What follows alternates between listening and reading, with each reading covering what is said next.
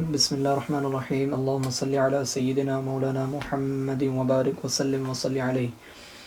ابو حنیفہ رضی اللہ تعالی عنہ عن سلیمان بن عبد الرحمن الدمشقی عن محمد بن عبد الرحمن التستری عن یحیی بن سعید عن عبد اللہ بن عامر عن ابیہ رضی اللہ تعالی عنہ قال قال رسول اللہ صلی اللہ علیہ وسلم اذا مات العبد واللہ یعلم منه شرا ويقول الناس في حقه خیرا قال الله تعالى لملائكته قد قبلت شهادات عبادي على عبدي وغفرت علمي.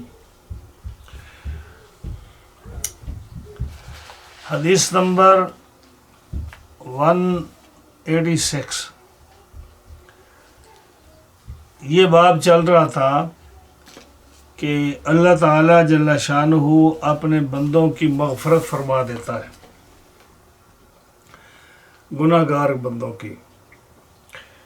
یہ مسئلہ اختلافی ہے معتزلہ کے درمیان اور اشاعرہ کے درمیان. اشاعرہ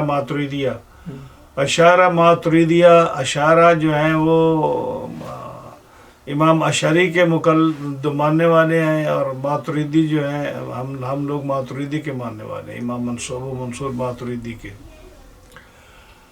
اور ہمارا نظریہ اور عقیدہ یہ ہے کہ اللہ تعالیٰ گناہ کبیرہ کو اور صغیرہ کو جب چاہے وہ معاف فرما دیتا ہے اور گناہ لوگوں کی بخشش ہو جائے گی. معتزلہ وغیرہ جو ہے ان کا عقیدہ یہ ہے کہ جو گناہ کبیرہ کرنے والے ہیں وہ ان کے لیے جہنم میں جانا ضروری ہے. اگر جہنم میں نہیں جائیں گے تو رب تعالیٰ کے کلام میں جھوٹ آ جائے گا کہ رب نے کہا کہ ان کو سزا دے گا، اور جب سزا نہیں دے گا تو معاف کر دے گا، تو اس کے کلام میں کذب آ جائے گا. تو گناہ جو ہے اس کی سزا جہنم میں جانا پڑے گا. ہم کہتے ہیں کوئی ضروری نہیں، رب تعالیٰ پہلے معاف فرما دے، حضور کی شفاعت سے معاف فرما دے، یا جہنم میں چاہے تو عذاب دے پھر ان کو معاف فرما دے، دائمی عذاب نہ ہو ان کو. تو اس بارے میں یہ حدیثیں آ رہی ہیں. انہوں نے پہلے امام صاحب نے یہ حدیثیں بیان فرمائی کہ دیکھو چھوٹا بچہ ہے جو نابالغ بچہ ہے، اگر وہ 3 بچے مرے ہیں، 2 مرے، 1 مرا ہے، تو وہ اپنے ماں باپ کو جنت میں لے جائے گا. اب یہ تو کہیں نہیں فرمایا کہ جس کے گناہ صغیرہ ہیں ان کا بچہ لے جائے گا. اور کون سا آدمی جس سے گناہ کبیرہ سرزد نہیں ہوتے. تو مطلقاً حدیث یہ کہہ رہی ہے کہ یہ نہیں بتایا کہ کسی کے گناہ پہاڑوں کے برابر ہوں یا تھوڑے ہوں. بچے فوت ہوئے ہیں جس کے بھی، اور وہ مسلمان مرا ہے، تو مسلمان کو اس کے بچے قیامت کے دن اس کو جنت میں لے جائیں گے.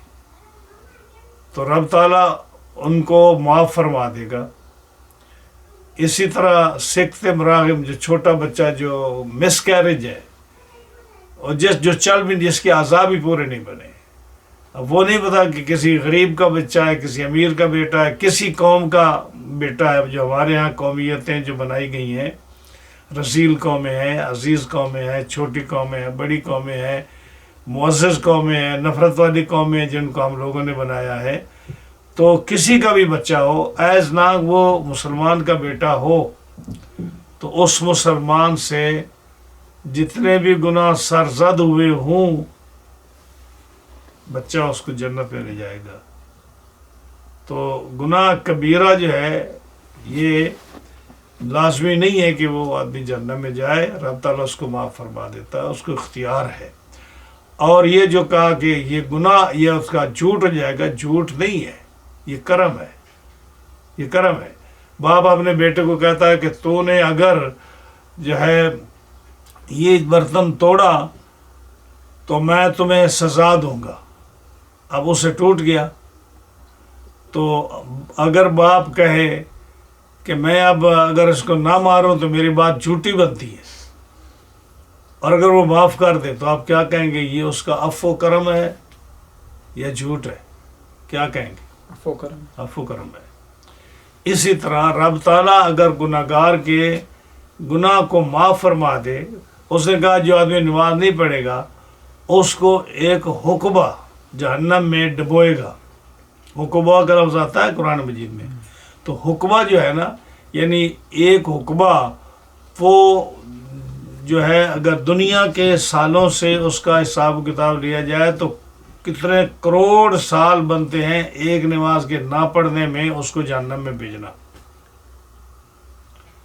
یعنی 50,000 سال کا ایک دن ہے نا قیامت کا, جی تو اس کے حساب سے حدیث پاک میں سزا آئی ہے کہ اس کو اتنے سال جہنم میں جانا پڑے گا. اب وہ ایک دن جو ہے 50,000 سال کا ہے اور ایک سال 365 سال کا ہے, تو یہ 50,000 سال کا ایک دن ہو اور 365 سال کا دن کا ایک سال ہو, اور وہ سال جب اس حدیث پاک کے مطابق کیلکولیٹ کیے جائیں تو 2 کروڑ اور کتنے لاکھ سال بنتے ہیں ایک نماز کے بدلے میں جہنم میں جانا. ہاں جی, تو یہ قول کرنا, اب کون سا آدمی ہے پوری دنیا میں جس کی ایک نماز قضا نہیں ہوئی؟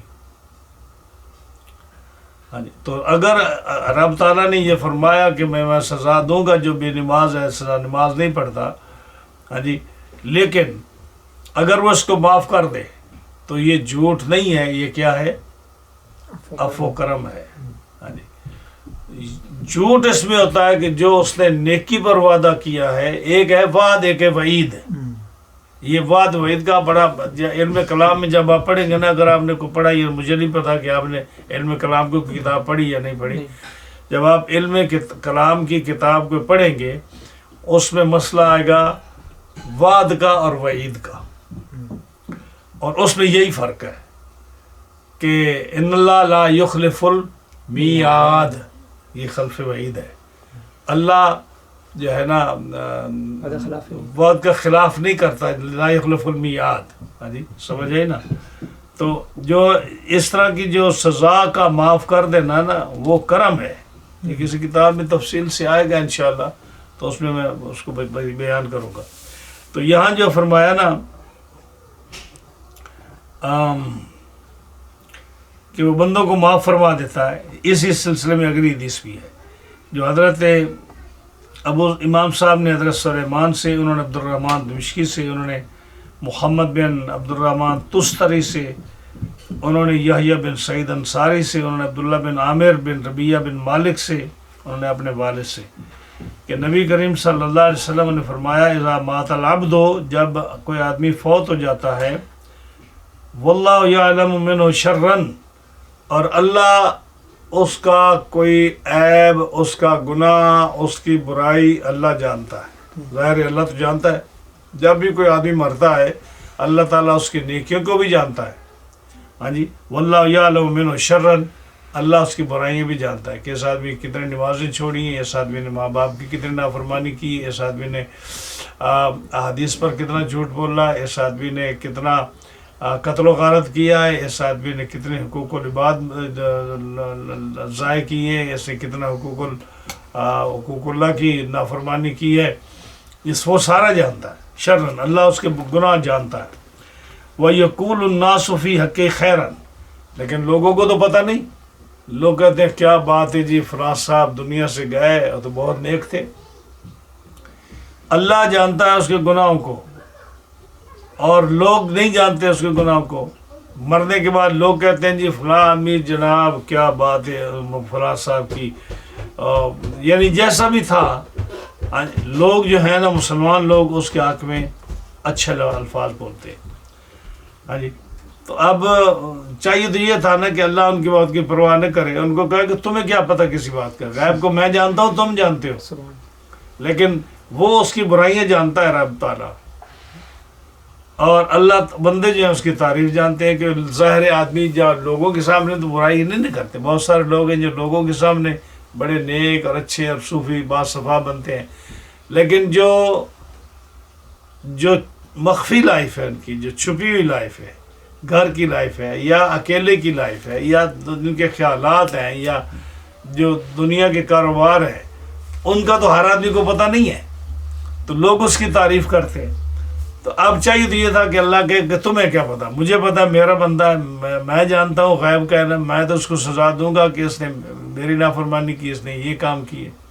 لیکن اللہ بڑا کریم ہے. اللہ فرماتا ہے, اللہ تعالیٰ فرشتوں کو قیامت کے دن فرمائے گا کہ اے میرے بندو, میں نے قبول کی گواہییں اپنے بندوں کی اس بندے پر. وہ جو کہتے ہیں کہ یہ اچھا آدمی ہے، تو ان لوگوں کی گواہی جو ہے میں نے اس کے خلاف، اس کے حق میں جو گواہی ہے ان کی، وہ میں نے قبول کر لی ہے. وغفرت علمی، اور میں نے جو ہے نا جو مجھے علم تھا کہ یہ گناہ گار ہے، مجھے تھا، لیکن میں نے اس کو پردے میں رکھ دیا. غفر تو مطلب ستر، تو میں نے اس کو پردے میں رکھ دیا، میں نے اس کو چھپا لیا. تو اسی طرح جو ہے یہ حدیث پاک ایک اور آتی ہے حضرت سلمہ بن اکوع رضی اللہ تعالیٰ عنہ سے مرفوعاً میں حضور تک پہنچتی ہے. ان کا انتم شہداء اللہ فی الارض، مسلمانوں کو کہا کہ نبی کریم علیہ السلام نے فرمایا کہ اے مسلمانوں، مومنو، انتم شہداء اللہ فی الارض، تم اللہ کے گواہ ہو زمین پر. تو گواہ کی گواہی قبول ہوتی ہے نا. تو جب مسلمان کے حق میں مسلمان گواہی دیتا ہے کہ یہ آدمی بڑا نیک ہے، تو اللہ نے جب ان کو گواہ بنا کر بھیجا ہے تو ان کی گواہی کو رب تعالیٰ قبول فرمائے گا. والملائکۃ شہداء اللہ فی السماء، اور ملائکہ گواہ ہے آسمانوں میں، اور اللہ کے نیک بندے جو ہیں یہ گواہ ہیں زمین پر. تو اللہ ان کی گواہی کو قبول فرماتا. اسی طرح قرآن مجید کی آیت ہے وَكَذَلِكَ جَعَلْنَاكُمْ أُمَّةً وَسَطًا لِتَكُونُوا شُهَدَاءَ عَلَى النَّاسِ. نبی کریم علیہ السلام کی امت جو ہے، اس امت کو امت وسط کہا گیا.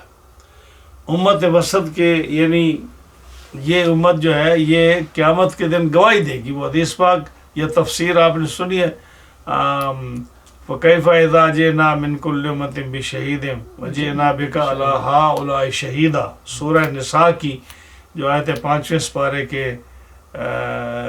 تیسرے رکوع میں، 5ویں سپارے کے دوسرے رکوع میں شاید ہے، دوسرے رکوع میں. ہاں جی، وہ جو آیت کریمہ ہے اس میں بھی یہی آیا کہ قیامت کے دن رب تعالیٰ انبیاء سے پوچھے گا کہ تم نے گواہی، تم نے ان کو تبلیغ کی؟ یا اللہ ہم نے کی. کافر کہیں گے نہیں نا، اس بندوں کو ہم دیکھ ہی آج رہے ہیں، کبھی دیکھا ہی نہیں اس کو. یعنی کافروں کا کام تو جھوٹ بولنا ہے نا. تو قیامت کے دن بھی جھوٹ بولیں گے کہ اس اللہ کے نبی کو یا اللہ تو نے بھیجا. تو اگر بھیجا ہوتا تو یہ کتنا اچھا آدمی ہے، ہم تو اس کی بات ضرور مانتے، لیکن ہم تو آج دیکھ رہے ہیں اس کو. اللہ کے نبی سے پوچھے گا رب تعالیٰ، حالانکہ اس کو سارا علم ہے. تو وہ کہے گا یا اللہ میں نے تیرے حکم کے مطابق تبلیغ کی، اتنے 100 سال تبلیغ کی، اتنے سال تبلیغ کی، اور یہ فلاں آدمی، ہر آدمی کو میں جانتا، یہ فلاں محلے میں رہتا تھا، یہ فلاں جگہ پہ رہتا تھا، یہ فلاں جگہ پہ رہتا تھا، میں تبلیغ کرتا رہا. رب نے فرمایا یہ تو انکار کر رہے، اب گواہ لاؤ. ہاں جی، گواہ لاؤ. تو گواہ کون ہوگا؟ کہا کہ حضور کی امت کو لاؤ. وَكَذَلِكَ جَعَلْنَاكُمْ أُمَّةً وَسَطًا لِتَكُونُوا شُهَدَاءَ عَلَى النَّاسِ. یہ جو آیت کہتی ہے پھر نبی کریم علیہ السلام کی امت گواہ کے طور پر آئے گی. جب وہ گواہی دیں گے یا اللہ ان انبیاء نے اپنے امتیوں کو گواہی دی ہے، تو وہ کہیں گے یہ تو تھے ہی نہیں اس وقت. گواہ تو وہ ہوتا جو موقع پہ ہوتا، یہ گواہ کیسے؟ تو رب پوچھے گا ہاں بھائی تم تو تھے نہیں ہو، یہ تو سچ کہتے ہیں کہ تم تو اس وقت نہیں تھے. جب تم نہیں تھے تو گواہی کیسے دے رہے ہو؟ تو وہ کہیں گے یا اللہ ہم تو نہیں تھے، لیکن تیرا محبوب تو تھا، تیرا محبوب تو تھا. کیسے تھا؟ کہ وہ تو جیسے وہ حدیث عبداللہ بن عباس کی ہے کہ آدم علیہ السلام سے جب خطا ہوئی تو انہوں نے میرا واسطہ پیش کیا. جب نوح کشتی میں سوار ہوئے تو میں اس کشتی میں سوار تھا. جب ابراہیم علیہ السلام آگ میں گئے تو ان کی پشت میں تھا. جب اسماعیل ذبح ذبح ہونے لگے تو ان کی پشت میں تھا. میرا نور ان سب کو بچاتا آیا. تو جب حضور صلی اللہ علیہ وسلم ہر دور میں موجود تھے تو امت کہے گی یا ہمیں تو اس گواہ نے کہا جس نے اپنی آنکھوں سے دیکھا سارا، اور جب اس نے دیکھا تو اس کی گواہی پر ہم گواہی دے رہے ہیں. تو کوئی جواب نہیں ہوگا ان کے پاس. اب یہ دیکھیے اس سے ایک تو یہ مسئلہ ثابت ہو گیا کہ اللہ تعالیٰ جل شانہ بڑا غفور اور رحیم ہے، غفار تواب ہے، وہ پردہ پوشی فرماتا ہے. علم ہے بندوں سے زیادہ علم ہے، اچھا علم ہے، لیکن کہتا ہے میں نے ان کو بخشنا ہے. ایک تو یہ. دوسرا یہ کہ خلف وعید جو ہے یہ کرم ہے، یہ عیب نہیں ہے، جھوٹ نہیں ہے. تیسرا مسئلہ یہ ثابت ہوا کہ حضور کی امت گواہ ہے، اور حضور مومن جو ہے یہ گواہ ہے، اور رب تعالیٰ اپنے گواہوں کی بڑی عزت کرتا ہے. اور حضور صلی اللہ علیہ وسلم کی کہنے پر گواہ ہیں ہم لوگ. تو حضور صلی اللہ علیہ وسلم گواہ کیسے ہیں؟ یہ ماننا پڑے گا کہ آپ سب سے پہلی مخلوق ہیں، اس لیے ساری دنیا آپ کی نظروں کے سامنے بنی ہے. جو واقعات ہوئے ہیں سب آپ کے سامنے ہوئے ہیں. تمام انبیاء کی رسالت نبوت جو ہے وہ آپ کے سامنے ہوئی ہے، جیسے وہ عبداللہ بن عباس کی حدیث ہے، بڑی واضح حدیث ہے. جی. ابو حنیفہ رضی اللہ تعالی عنہ عن اسماعیل عن ابی صالح عن ام ہانی رضی اللہ تعالی عنہ قالت قال رسول اللہ صلی اللہ علیہ وسلم من علم ان اللہ یغفر له فهو مغفور له. یہ بھی حضرت ام ہانی رضی اللہ تعالیٰ عنہ حضور کی یہ چچا زاد بہن ہے، حضرت علی کی بہن ہے، ابو طالب کی بیٹی ہیں. ان سے یہ روایت ہے کہ فرماتی ہے کہ نبی کریم علیہ السلام نے فرمایا جو شخص یہ جانتا ہے کہ اللہ تعالیٰ بخشنے والا ہے، جو شخص یہ کہتا ہے کہ اللہ اس کو بخش دے گا، ہاں جی، فَهُوَ مَغْفُورٌ لَهُ، وہ شخص جو ہے وہ بخشا ہوا ہے، اللہ اس کو ضرور بخشے گا. اب اس پر کیا ہے کہ آدمی کو یہ نہیں کہنا چاہیے کہ میں تو ایسا گناہ گار ہوں کہ میری بخشش ہی نہیں ہوگی، میں تو جہنم میں جاؤں گا، میں تو اتنا برا ہوں کہ جہنم کے علاوہ میرا ٹھکانہ ہی کوئی نہیں ہے. ابھی تم کیوں کہتے ہو؟ تمہیں نہیں پتا کہ اللہ تعالیٰ غفور الرحیم ہے؟ اللہ تعالیٰ فرماتا ہے کہ میرا غضب پر میری رحمت جو ہے سابق سبقت لے جاتی ہے، میری رحمت زیادہ ہے غضب سے. تو جب وہ تمہیں بخشنے کا وہ اعلان فرما رہا ہے اور وہ کہتا ہے کہ وہ غفور ہے، وہ رحیم ہے، وہ تواب ہے، ہاں جی، تو تم کیوں کہتے ہو ایسی بات کہ میں تو نہیں بخشے جاؤں گا؟ کہ زبان سے اچھی باتیں نکالنی چاہیے جو جس سے سننے والے قیامت کے دن گواہی دیں. یہ جتنے ستون، یہ سارے مٹیریل چیزیں ہیں، یہ قیامت کے دن انسان کے عمل کی گواہی دیں گی. اس لیے زبان سے اچھی بات نکالنی چاہیے، زبان سے بری بات نہیں نکالنی چاہیے. تو یہاں بھی ہے کہ اگر آدمی یہ یقین رکھتا ہے اور کہتا ہے اور یہ علم رکھتا ہے اور یہ کہتا ہے بار بار کہ اللہ تعالیٰ مجھے بخش دے گا، ہاں جی، اس کو یہ اللہ تعالیٰ کو غفار مانتا ہے، غفور مانتا ہے، کریم مانتا ہے، تو اللہ تعالیٰ کو ضرور بخش دے گا. وہ حدیث پاک میرے خیال ہے آگے آ رہی ہے یا میں نے کہاں پڑھی ہے، جس میں تھا کہ جب اللہ کہتا ہے کہ اچھا یہ میرا بندہ یہ عقیدہ رکھتا ہے کہ میرا رب جو ہے وہ پکڑ بھی سکتا ہے، معافی فرمانے والا ہے، اس لیے مجھ سے ڈر کر یہ معافی مانگ رہا ہے، تو گواہ ہو جاؤ فرشتوں میں نے اس کو بخش دیا. تو اس کا اتنا اچھا عقیدہ ہے. جی. ابو حنیفہ عن منصور عن سالم بن الجعد عن عبید بن نسطاس عن ابن مسعود رضی اللہ تعالی عنہ انه قال من السنة ان تحمل بجوانب السرير فما زاد على ذلك فهو نافلة. یہاں سے امام اعظم امام صاحب رحمۃ اللہ علیہ ایک نیا مسئلہ جو ہے وہ شروع کرنا چاہ رہے ہیں، جو شوافع کے درمیان اور احناف کے درمیان اختلاف ہے. وہ کیا ہے؟ ہمارے نزدیک اہل سنت حنفیوں کے نزدیک جب کوئی آدمی فوت ہو جائے اور اس کا جنازہ اٹھانا ہو تو حکم ہے کہ 4 پائے ہوتے ہیں نا چارپائی کے، تو 4 آدمی کم از کم 4 آدمی 4 پائے میں سے 4 پائے لے کر نا ان کو، یعنی ایک پاؤں چارپائی کا، اس کو اٹھائیں، 4 آدمی اٹھائیں، 2 آگے 2 پیچھے. یہ سنت ہے جنازے کو اٹھانے کے لیے. نزدیک لے جانا ہو، دور لے جانا ہو، 4 جنازے کو جب اٹھانا ہے تو کتنے آدمی اٹھائیں؟ 4 آدمی. یعنی زیادہ بھی اٹھا سکتے ہیں، لیکن مطلب یہ ہے کہ وہ ایسے اٹھائیں کہ 4 جو ہے نا 4 آدمی ایک پائے کو اٹھا کر لے چلے. اور امام شافعی رحمۃ اللہ علیہ ان کے نزدیک سنت کیا ہے کہ 2 آدمی اٹھائیں. ایک آدمی فرنٹ والی سائڈ پر جہاں اس کا میت کا سر ہے، 2 پائے کے درمیان، یہ 4 پائی ہے نا، ایک پایا یہ ایک پایا یہ، اس کے درمیان جو ہے وہ لکڑی، تو درمیان میں سر اٹھائے، جیسے مریض کو اٹھا کے لے جاتے ہیں نا عام طور پر، بدر آپ نے دیکھا نہیں، ہم نے دیکھا گاؤں میں جب مریض کو اٹھا کے لے جاتے تھے تو 2 آدمی اٹھا کے لے جاتے تھے، ایک جو ہے اب درمیان میں سامنے سے جہاں اس کا سر ہے اپنا سر نیچے رکھتا، دوسرا جو پاؤں کے پیچھے سے، دونوں پائے کے درمیان۔ تو امام شافعی رحمۃ اللہ علیہ کے نزدیک میت کو اٹھانے کے لیے سنت کیا ہے؟ حنفیوں کے نزدیک 4 آدمی اٹھائے پائے سے، اور جو ہیں شافعی ان کے نزدیک 2 آدمی اٹھائے، یہ سنت ہے۔ اور ہمارے پاس دلیل کیا ہے؟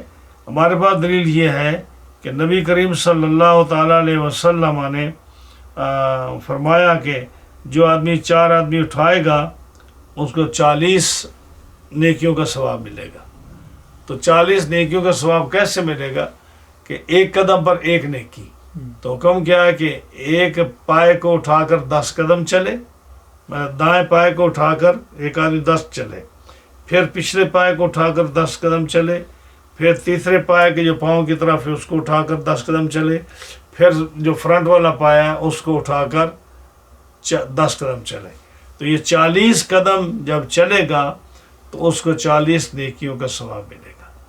تو یہ چیز بتاتی ہے کہ آپ کا حکم یہ ہے، سنت کیا ہے کہ 4 جو اس کے پائے ہیں 4 پائی کے، اس کو ایک ایک کو 10 قدم 10 قدم اٹھا کے میت کو چلے تو اس کو 40 نیکیوں کا ثواب ملے گا۔ یہ دیکھیں نا، حدیث پاک مرفوع ہے حضرت واصلہ رضی اللہ تعالی عنہ سے، من حمل بجوانب السریر الاربعۃ غفر له 40 کبیرۃ، نیکیاں نہیں بلکہ 40 گناہ کبیرہ ان کے بخشے جائیں گے جو میت کو اٹھا کر چلتا ہے اور 40 قدم چلتا ہے۔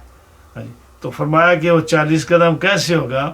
اسی طرح ہوگا کہ ایک پائے کو اٹھا کر 10 قدم چلے گا، دوسرے پائے کو پھر پاؤں والے پائے کو اٹھا کر 10 قدم چلے گا، پھر تیسرے نمبر پر پاؤں والا جو تیسرا ہے پایا اس کو اٹھا کر چلے گا، اور چوتھا کیا کہ پھر فرنٹ پر جو بائیں طرف ہے اس کے پائے کو اٹھا کر 10 قدم چلے گا۔ تو سنت طریقہ کیا ہے کہ یہ 40 قدم چلے، یہ سنت طریقہ ہے۔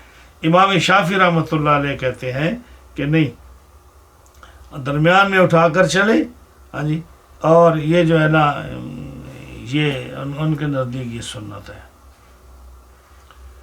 تو اسی حدیث میں یہ بیان کیا کہ امام صاحب نے حضرت منصور بن معتمر سے، انہوں نے سالم بن ابی جاد سے، انہوں نے عبید بن نستاس سے، انہوں نے عبداللہ بن مسعود رضی اللہ تعالی عنہم سے کہ انہو قال، وہ فرماتے ہیں کہ سنت کیا ہے؟ میرا سنت ہے، یہ سنت فرمایا نا، اس کا مطلب کہ عبداللہ بن مسعود جو سنت کہہ رہے ہیں تو حضور کی طرف منسوب کر رہے ہیں۔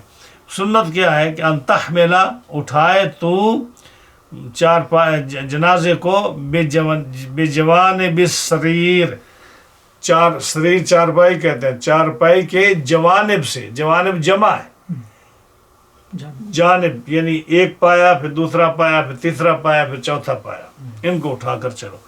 فما زاد علی ذالک، اگر 40 سے زیادہ قدم چلو گے، یعنی اگر 2 میل جانا ہے، 1 میل جانا ہے، تو فہو نافلۃ، وہ تمہارے لیے اور زیادہ ثواب بنے گا۔ تو یہ اختلاف تھا جس کی وجہ سے امام صاحب نے اس حدیث کو لائے۔ ابو حنیفہ رضی اللہ تعالی عنہ عن علی بن الاقمر عن ابی عطیہ بن الوادعی وداعی وادعی لکھا، واو کیا گیا الف ہے، جی یہاں دال کیا گیا الف ہے، واو کیا، اچھا۔ ان رسول اللہ صلی اللہ علیہ وسلم خرج فی جنازۃ فرأى امرأة فامر بها فطردت فلم يكبر حتى لم يرها۔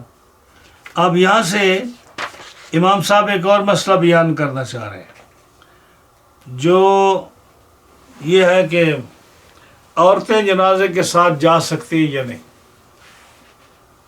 تو اس حدیث پاک سے یہ مسئلہ بیان ہو رہا ہے کہ عورت جو ہے نا وہ جنازے کے ساتھ نہیں جائے تو بہتر ہے، نبی کریم علیہ السلام نے اس وقت تک جنازے کی تکبیر نہیں کہی جب تک کہ جس عورت کو جو پیچھے آ رہی تھی اس کو ہٹایا، جب تک وہ نظر آتی رہی آپ نے نماز شروع نہیں کی. تو جب وہ نظر نہیں آئی تو آپ نے اس وقت جنازہ شروع فرمایا. اس کا مطلب یہ ہے کہ عورتوں کا جنازوں کے ساتھ جانا ٹھیک نہیں ہے. اب پھر یہ مسئلہ جو ہے یہ آ رہا ہے کہ عورتیں جنازے کے ساتھ جا سکتی ہیں یا نہیں جا سکتی، تو جو ہے یا قبروں پر جا سکتی ہیں یا نہیں جا سکتی. تو آسان اور بہتر طریقہ یہ ہے کہ عورتوں کو جنازے پر نہ جانے دیا جائے. ایک تو یہ کہ حدیث پاک یہ ہے کہ نبی کریم علیہ السلام نے اس وقت تک جنازہ نہیں شروع کیا جب تک کہ عورت نظر آتی رہی، اس کو ہٹا دیا.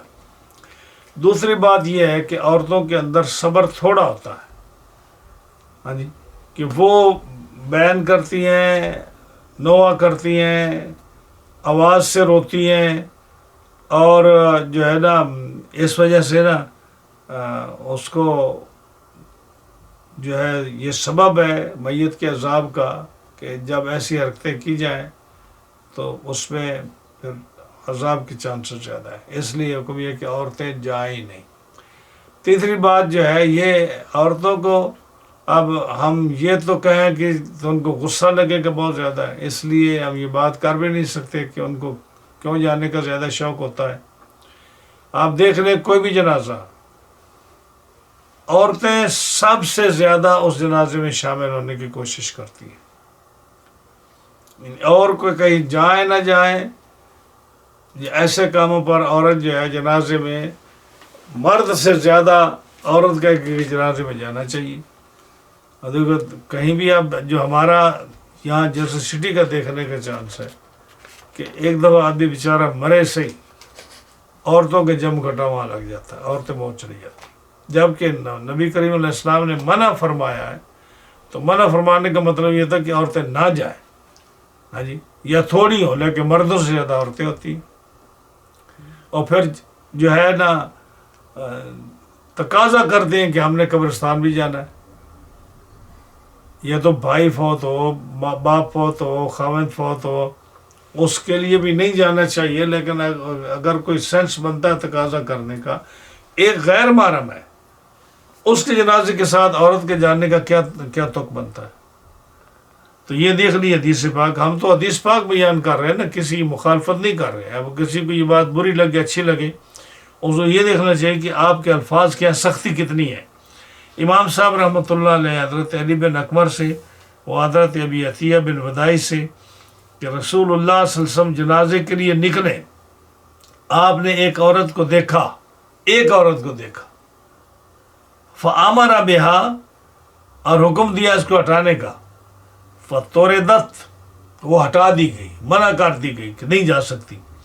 تو آپ نے اس وقت تک جنازے کی تکبیر نہیں کہی، جنازے کی شروع نہیں کیا، حتیٰ لم یرہا، جب تک کہ وہ نظر آتی رہی آپ نہیں. جب وہ آنکھوں سے اوجھل ہو گئی کہ اب چلی گئی ہے، اب نہیں آئے گی، اس وقت آپ نے جنازہ شروع کیا. تو یہ تو کتنی بڑی بات ہے کہ آپ نے بھائی وہ پیچھے بٹھا دیتے یا وہ منع کر دیا تو چلو چلی جائے گی، نہیں، جب تک نظر آتی رہی آپ نے جنازہ نہیں شروع کیا. تو اتنی سختی ہے کہ عورت جنازے کے ساتھ نہ جائے. ہاں آگے جو مسئلہ زیارت قبور کا آ رہا ہے وہاں بتاؤں گا کہ حنفیہ کے نزدیک عورتوں کا قبروں پر جانا یہ جائز ہے، لیکن بہتر کیا ہے کہ نہ جائے. جائز ہے کیونکہ حدیث پاک نے اجازت دی ہے. نہیتکم عن زیارت القبور الا فزوروہا، کہ میں تمہیں قبروں کی زیارت سے منع کیا کرتا تھا، اب میں تمہیں اجازت دیتا ہوں کہ تم جاؤ. تو یہ جو ہے نا زوروہا، کچھ علماء نے یہاں مراد دیا کہ مردوں کے لیے اجازت ہے کہ نہیں، زوروہا میں عورتوں مردوں سب کو اجازت ہے، عورتیں بھی جا سکتی ہیں، مرد بھی جا سکتے ہیں، یہ اجازت کی حد تک ہے. اب اس کا یہ مطلب نہیں کہ جیسے انسان آدمی بے دھڑل ہو کر جائے، بے خوف ہو کر جائے، کثرت تعداد میں جائے، ہر جمعرات کو جائے، عورت بھی جائے. نہیں، عورت نہیں جائے، عورت کا نہ جانا زیادہ بہتر ہے. لیکن جانے کو ہم منع نہیں کرتے کہ نہ جائے، کیونکہ اس کا ثبوت ملتا ہے حدیث پاک سے کہ عورتوں کو بھی اجازت آپ نے عطا فرمائی، لیکن چونکہ صبر کم ہوتا ہے اس لیے وہ نہ جائیں تو زیادہ بہتر ہے، اس کا نہ جانا بہتر ہے۔ ورنہ جانے کے لیے حضرت سیدہ خاتون جنت جیسی نیک پاک باز عورتیں جو تھیں حضرت امیر حمزہ کے مزار پر جایا کرتی تھی۔ جب وہ حضرت امیر حمزہ کے مزار پر جاتی ہیں، ہاں جی، اور ان کو اجازت جانے کی، ان کا ثبوت ملتا ہے، ہاں جی، اور حضرت عائشہ صدیقہ ام المومنین حضور کے پر روزہ اطہر پر جاتی تھی، حاضری کے لیے جاتی تھی۔ خیر حضور کے روزہ انور پر تو ہر مسلمان کو، عورتوں کے لیے بھی ہے، عورتیں بھی جانے کا حکم ہے کہ وہ بھی جائے، مرد بھی جائے، لیکن ہمیں بہرحال روایات ملتی ہیں صحابیات کی کہ وہ اپنے عزیزوں کی قبروں پر جاتی تھی۔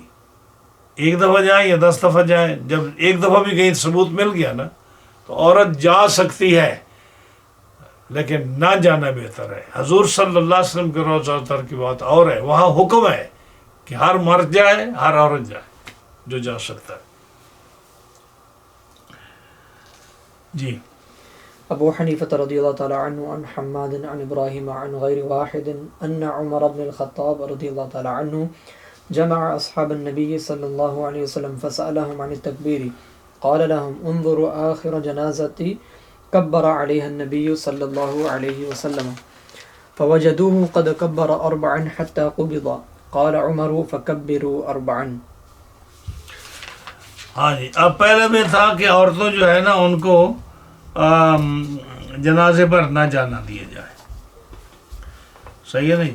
اب اس میں یہ تھا کہ بعض جیسے حضرت ام عطیہ جس کا ذکر پہلے بھی آیا تھا، جو صحابیات میں فقیہ عورت تھی، وہ کہتے تھے کہ نہینا ان نتبع الجنائز ولم یعزم علینا، کہ ہمیں منع کر دیا تھا کہ ہمیں منع کیا جاتا تھا کہ ہم جنازے پر نہ جائیں، تو عورتوں کا جانا ٹھیک نہیں۔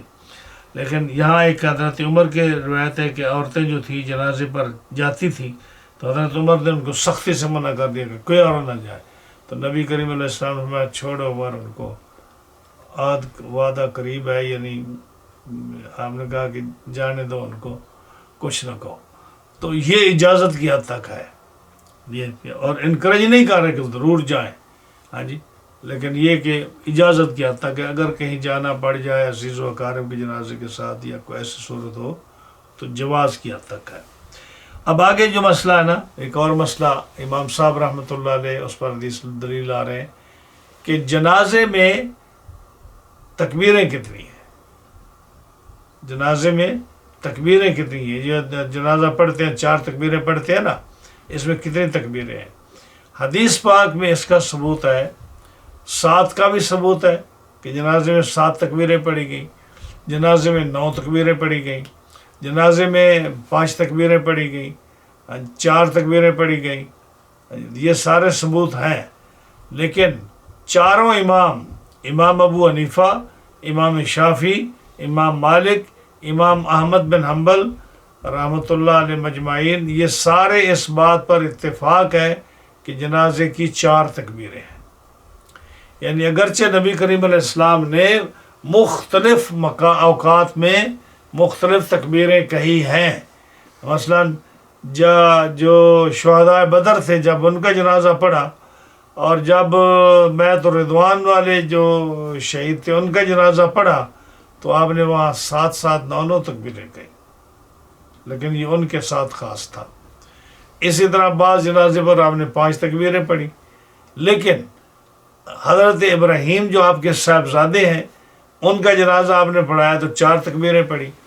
اسی طرح اور جو آخری جنازہ آپ نے پڑھایا اس میں بھی 4 تکبیریں پڑھی، تو مستفضل جنازہ جو آپ نے پڑھایا ان کی کتنے تکبیریں تھیں؟ 4، اور جو باقی تھی ان کی کوئی خصوصیت کی وجہ تھی، شہداء بدر کے لیے یا بیعت الرضوان کے لیے، ان کے شہداء کے لیے، لیکن آپ نے اکثر اور آخری وقت میں جو جنازے پڑھائے ان کی تکبیریں کتنی تھیں؟ 4۔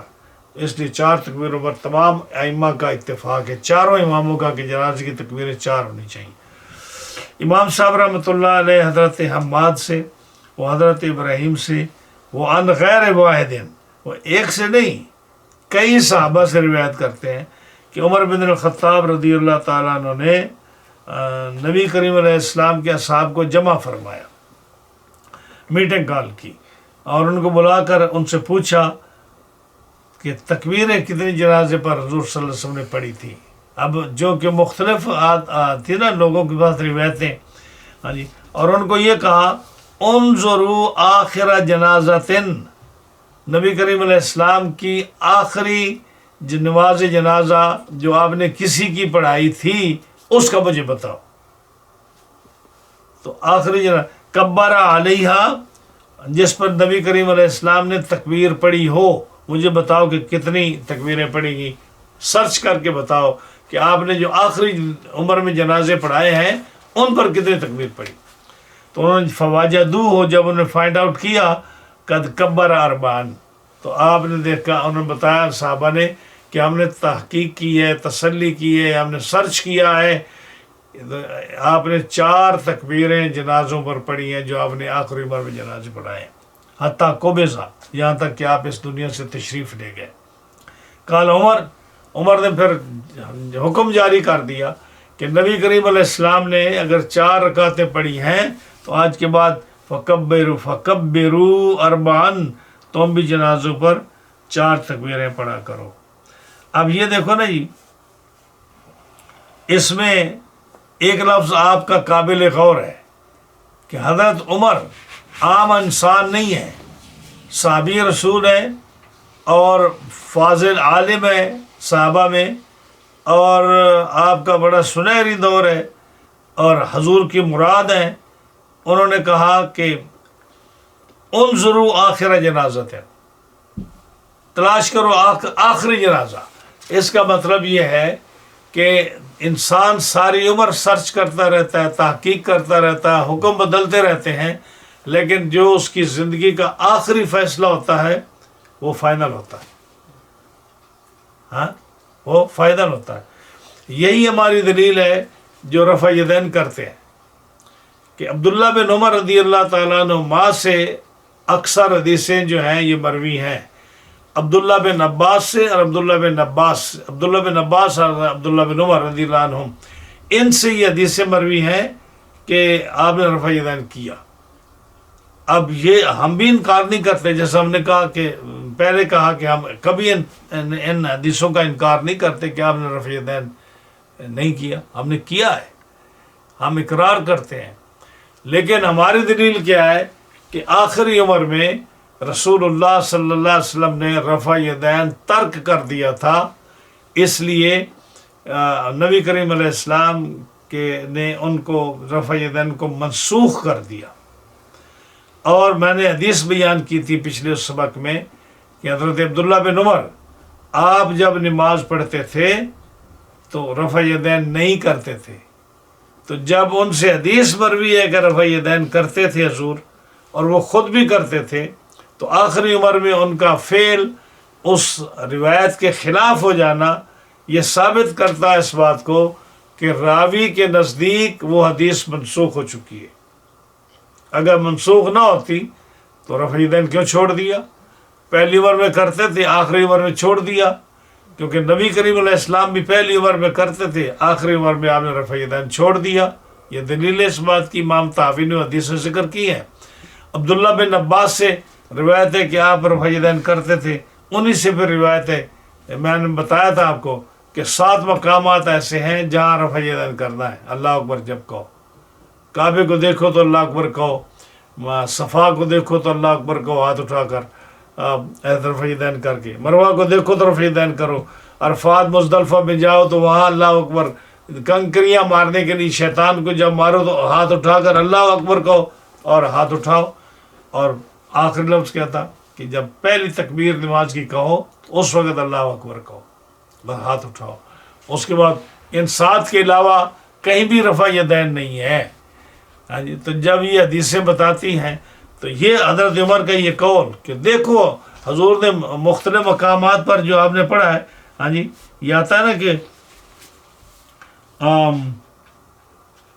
کبر، حضرت عبداللہ بن مسعود سے حدیث ہے حضرت حذیفہ سے حدیث ہے کہ آپ نے 5 تکبیریں کہیں. حضرت حذیفہ سے کہ آپ نے 5 تکبیریں کہیں جنازے پر. عبداللہ بن مسعود سے کہ نبی کریم علیہ السلام نے جنازے جب پڑھائے تو 9 تکبیریں بھی کہیں اور 7 بھی کہیں اور 5 بھی کہیں اور 4 بھی کہیں. تو تکبیر جتنے امام کہے تم بھی اتنی تکبیریں کہو، یہ عبداللہ بن مسعود کہتے ہیں. ہاں جی.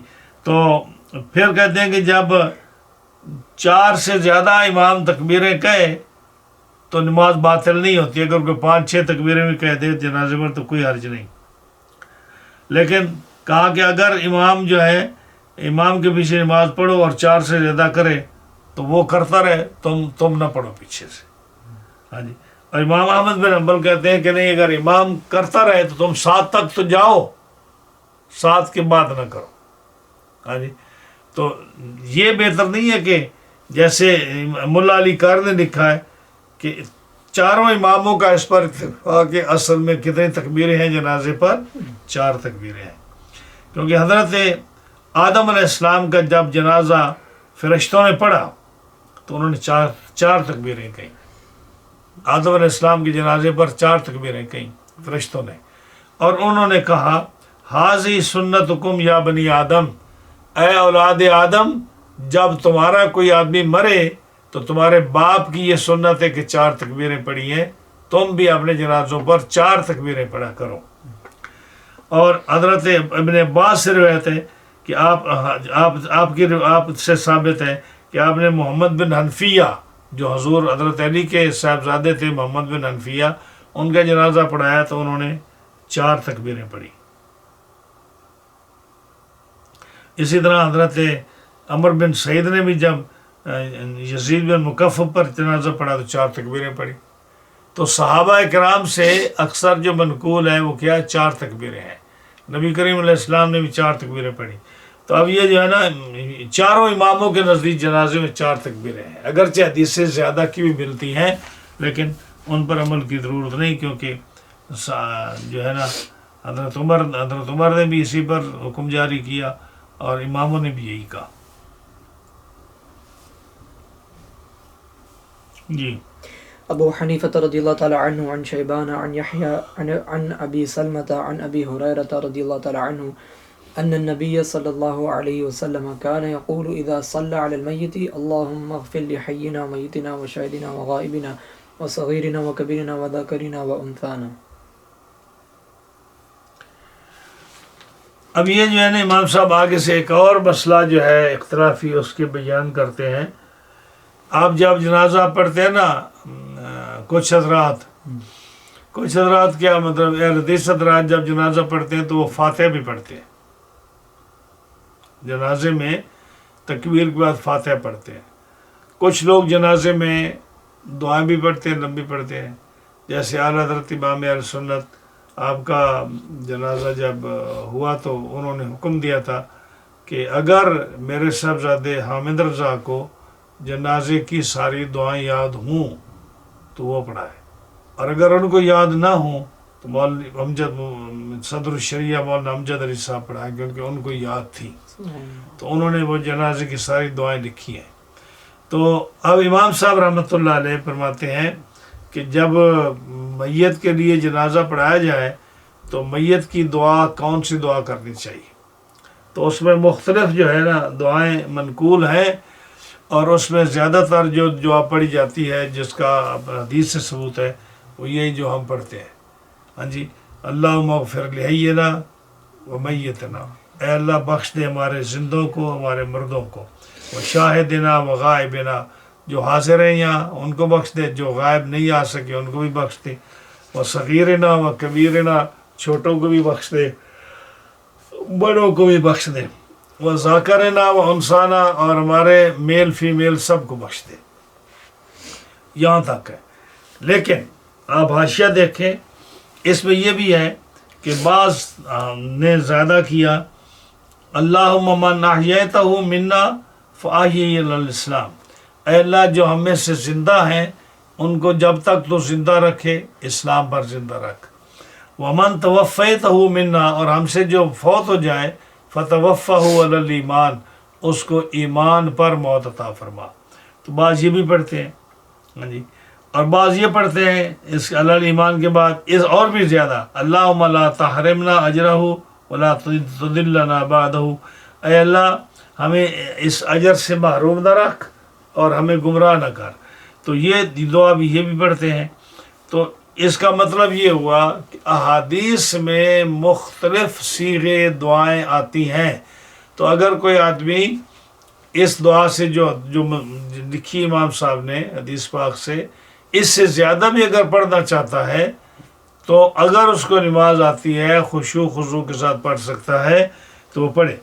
جیسے آپ یہ مسلم کی روایت میں ہے، اللہم اغفر لہ وارحمہ وعافہ واعف عنہ واکرم نزلہ ووسع مدخلہ واغسلہ بالماء والثلج والبرد ونقہ من الخطایا کما نقیت الثوب الابیض من الدنس وابدلہ دارا خیرا من دارہ واہلا خیرا من اہلہ وزوجا خیرا من زوجہ وادخلہ الجنۃ واعذہ من عذاب القبر ومن عذاب النار. اور ایک روایت میں من فتنۃ القبر وعذاب النار. تو یہ دعا اگر کسی کو یاد ہو، لیکن اب لوگوں کو تو نماز جنازے کی جو ہے وہ جو سبحانک اللہم میں صرف آتی ہے، وہ ایک لفظ آتا ہے شاید، جل ثناؤ، کیا کون سا جل ثناؤ، وجل ثناؤ کا، وہ نہیں آتا تو ہم کہتے ہیں نماز والا تم سبحانک اللہم پڑھ دو. درود شریف جنازے کا مختلف ہے، ہمیں وہ نہیں آتا اور ہم کہتے ہیں تم درود ابراہیمی پڑھ دو. تو دعا کس کو یاد ہوگی؟ یعنی دیکھیں کہ یعنی آپ کا بڑا عزیز فوت ہوا ہے، والد فوت ہوا ہے، بھائی فوت ہوا ہے، بیٹا فوت ہوا ہے، استاد فوت ہوا ہے، شاگرد فوت ہوا ہے، آپ کا محسن فوت ہوا ہے، آپ کا کوئی لوڈ ون کو پیارا، آپ کو عزیز فوت ہوا ہے، اور آپ کو جنازے پڑھنے کا طریقہ نہیں آتا، آپ کو نماز جنازہ نہیں آتی، تو آپ کے ساتھ بھی تو لوگ اسی طرح کریں گے نا، لوگ بغیر وضو کے پڑھیں گے، ہاں جی، ایسے ہاتھ باندھ کے کھڑے ہو جائیں گے. تو یہ تو مومن کے لیے دعا کا ایک وقت ہے، تو آدمی کو جنازہ کی دعائیں یاد ہونی چاہیے. تو چلو ساری نہیں تو جو سنت کے مطابق چھوٹی چھوٹی دعائیں ہیں یا وہ طریقہ ہے وہ تو یاد ہونا چاہیے نا. تو مطلب کیا ہوا کہ مطلب یہ ہوا کہ مسنون کیا ہے کہ جتنی بھی دعائیں نبی کریم علیہ السلام نے مختلف اوقات میں میت کے لیے پڑھی ہیں، آپ وہ ساری پڑھ سکتے ہیں، اور جو آپ کو آتی ہے وہ پڑھ سکتے ہیں. کوئی ضروری نہیں کہ یہ جو امام صاحب نے لکھی ہے ضرور یہی پڑھو، لیکن ہمارے یہاں یہی پڑھی جاتی ہے کہ چونکہ لوگوں کو یاد کرائی جاتی ہے، لوگوں کو یاد ہے، یہ بھی پڑھیں، ساتھ اور بھی پڑھ سکتے ہیں. ابو حنیفہ رضی اللہ تعالی عنہ عن علقمۃ عن ابن بریدہ عن ابیہ رضی اللہ تعالی عنہ قال الحد للنبی صلی اللہ علیہ وسلم واخذ من قبل القبلة ونصب علیہ اللبن نصبا. یہاں ایک امام صاحب ایک اور اختلافی مسئلہ جو ہے اس کو احادیث سے ثابت کرتے ہیں. اب دیکھیں یہ ہم روزانہ جاتے ہیں، لوگوں کو پتہ ہی نہیں اس بات کا. مسئلہ کیا ہے کہ جب آدمی فوت ہو جائے تو ایک مسئلہ تو یہ کہ اس کی قبر کھودی جائے صندوق کی طرح یا لاد کھودی جائے، ایک یہ مسئلہ ہے. لاد ہوتی ہے جس کو سامی بولتے ہیں ہمارے پنجابی میں، اور اس کو بغلی قبر بھی بولتے ہیں اردو میں، کہ ایک گڑھا کھود کر پھر اس کے جو ہے نا بائیں طرف ایک اور اس کے سائڈ پر قبر کھودتے ہیں اور نیچے جا کے، تو وہ لحد کہلاتی ہے. اور یہ جو ہے نا یہ قبر صندوق والی یہ سیدھی جیسے یہاں کھودی جاتی ہے، تو جو یہاں کیوں نہیں لحد کھودی جاتی؟ اس لیے کہ زمین کچی ہے، تو یہاں اگر وہ بغلی قبر کھودیں، لحد کھودیں تو زمین نیچے گر جائے گی، تو مٹی گرے گی، تو اس لیے اس کے خطرہ ہے کہ جی اس کے جو ہے نا وہ کھودنے کے ساتھ مکمل نہیں کر سکیں گے، پھر بھر جائے گی مٹی سے اور گڑھا کھودا جائے گا. تو اس لیے جو ہے نا یہاں دوسری یہاں کہ یہاں تو جتنا یہ امیر ملک ہے اتنا اس کی مٹی قیمتی جگہ قیمتی بکتی ہے، ایک ایک انچ بکتی ہے. تو قبر صندوق کی طرح ہو، اس کے ساتھ لحد ہو، تو گویا کہ 2 قبروں جتنی جگہ اس نے لے لی نا. ہاں، تو یہاں تو ایک قبر کے اتنے پیسے ہیں کہ آدمی بڑی مشکل سے افورڈ کر سکتا ہے، تو 2 قبروں کے کیسے کو کرے گا. اور اصل وجہ یہ ہے کہ مٹی کچی ہے، تو سامی جو ہے یا لحد نہیں بن سکتی، اس لیے یہاں نہیں کرتے. دوسری بات یہ کہ لحد جو ہوتی ہے یہ قبر سے اور زیادہ گہری ہوتی ہے، کیونکہ پہلے آپ قبر کھودیں گے صندوق والی، پھر اس کے سائڈ میں جو ہے لحد کھودیں گے تو وہ اور نیچے جائے گی، تو پانی نکلنے کا خطرہ. تو جو زمینیں پکی ہیں، جہاں زمین پکی ہے وہاں آپ اگر کھودنا چاہیں تو سنت کیا ہے؟ لحد، احناف کے نزدیک. اور امام شافعی کے نزدیک جو صندوق والی قبر ہے، سنگل قبر جو ہے، وہ سنت ہے. اب یہ آپ حیران ہوں گے کہ جی سنت دونوں کیسے ہو گئی؟ لحد بھی سنت ہو گئی اور جو دوسری قبر ہے صندوق والی وہ بھی سنت ہو گئی، یہ کیسے ہو گیا؟ اس کی وجہ سنت کی یہ ہے کہ جب نبی کریم صلی اللہ علیہ وسلم اس دنیا سے تشریف لے گئے تو اب یہ مشورہ صحابہ میں ہوا کہ 2 آدمی ہیں قبر کھودنے والے، ایک صندوق والی قبر کھودنے کے ماہر ہیں اور ایک لحد جو بغلی قبر ہے اس کے کھودنے کے ماہر ہیں. تو آپ کو کون سی قبر میں دفن کیا جائے؟ تو ان کا ایسا کرو، دونوں کو بلا لو. ہاں جی، جو پہلے آ جائے وہ جو قبر کھود دے گا اس میں رسول اللہ صلی اللہ علیہ وسلم کو دفن کیا جائے گا. تو اب جب یہ کہا کہ دونوں کو بلا لو تو اس کا مطلب یہ ہے کہ دونوں سنت ہوئے. پوائنٹ سمجھے میرا؟ جی. اب جو ہے جب کہا گیا کہ دونوں کو بلا لو، دونوں میں سے جو پہلے آ جائے وہ سنت ہو جائے گا. تو اب دونوں کو جب کہا گیا کہ تم تو آ جاؤ، تمہاری قبر کو بھی حضور پسند فرماتے ہیں کہ تم صندوق والی کھودتے ہو، تمہاری قبر کو بھی پسند ہوتا ہے کہ تم لحد کھودتے ہو، لیکن جو تم میں سے پہلے آ جائے گا وہ کھودے. تو اس کا مطلب کہ دونوں سنت ہیں. اس لیے امام شافعی کہتے ہیں صندوق والی سنت ہے. امام صاحب رحمۃ اللہ علیہ کہتے ہیں کہ جو بغلی قبر ہے وہ سنت ہے. تو دونوں سنت ہوگی. تو جب بلایا گیا دونوں کو تو پہلے کون آئے؟ پہلے وہ صحابی آئے جو لحد کھودا کرتے تھے. ہاں جی، پہلے وہ آ گئے.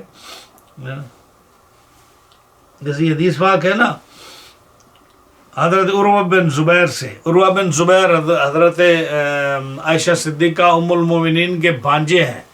عروہ بن زبیر وہ روایت کرتے ہیں کہ کان بالمدینہ رجلان، مدینہ پاک میں 2 آدمی تھے. احدہما، ان میں سے جو ایک تھا وہ لحد کھودا کرتا تھا، والآخر، اور دوسرا جو تھا لا یلحد، وہ لحد نہیں کھودا کرتا تھا، وہ صندوق والی قبر بناتا تھا.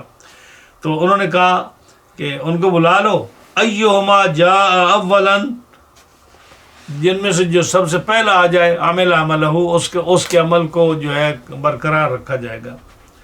تو کون آیا؟ وہ آیا تھا جو لحد کھودا کرتا تھا. تو نبی کریم علیہ السلام کے لیے لحد تیار کی گئی.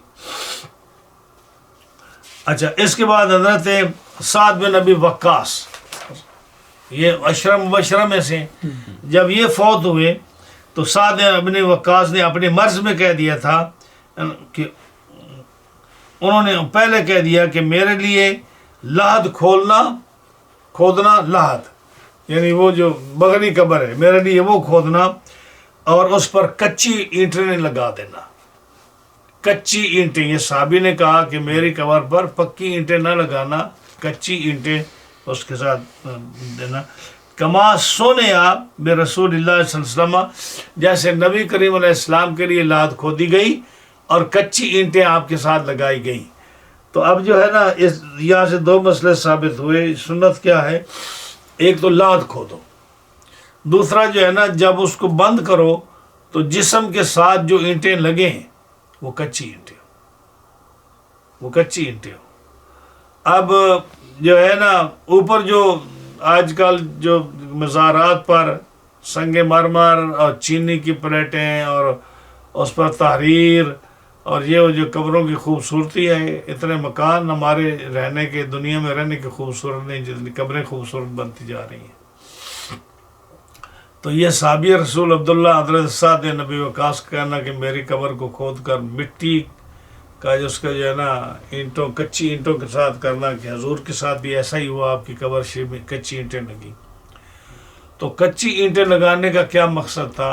وہ مقصد کیا ہے کہ دو چیزیں نہیں لگائے حنفی مذہب میں، ایک تو لکڑی نہیں لگائی جاتی، کیونکہ لکڑی جو ہے یہ تعمیر کے کام آتی ہے۔ یہ دیکھو نا، عمارت ہوتی ہے نا، تو اس کی چھت دیکھو، اس کی سیڑھیاں دیکھو، اس کے ستون دیکھو، تو اس دور میں یا آج کے دور میں بھی لکڑی زیادہ استعمال ہوتی ہے اس میں، تعمیر میں۔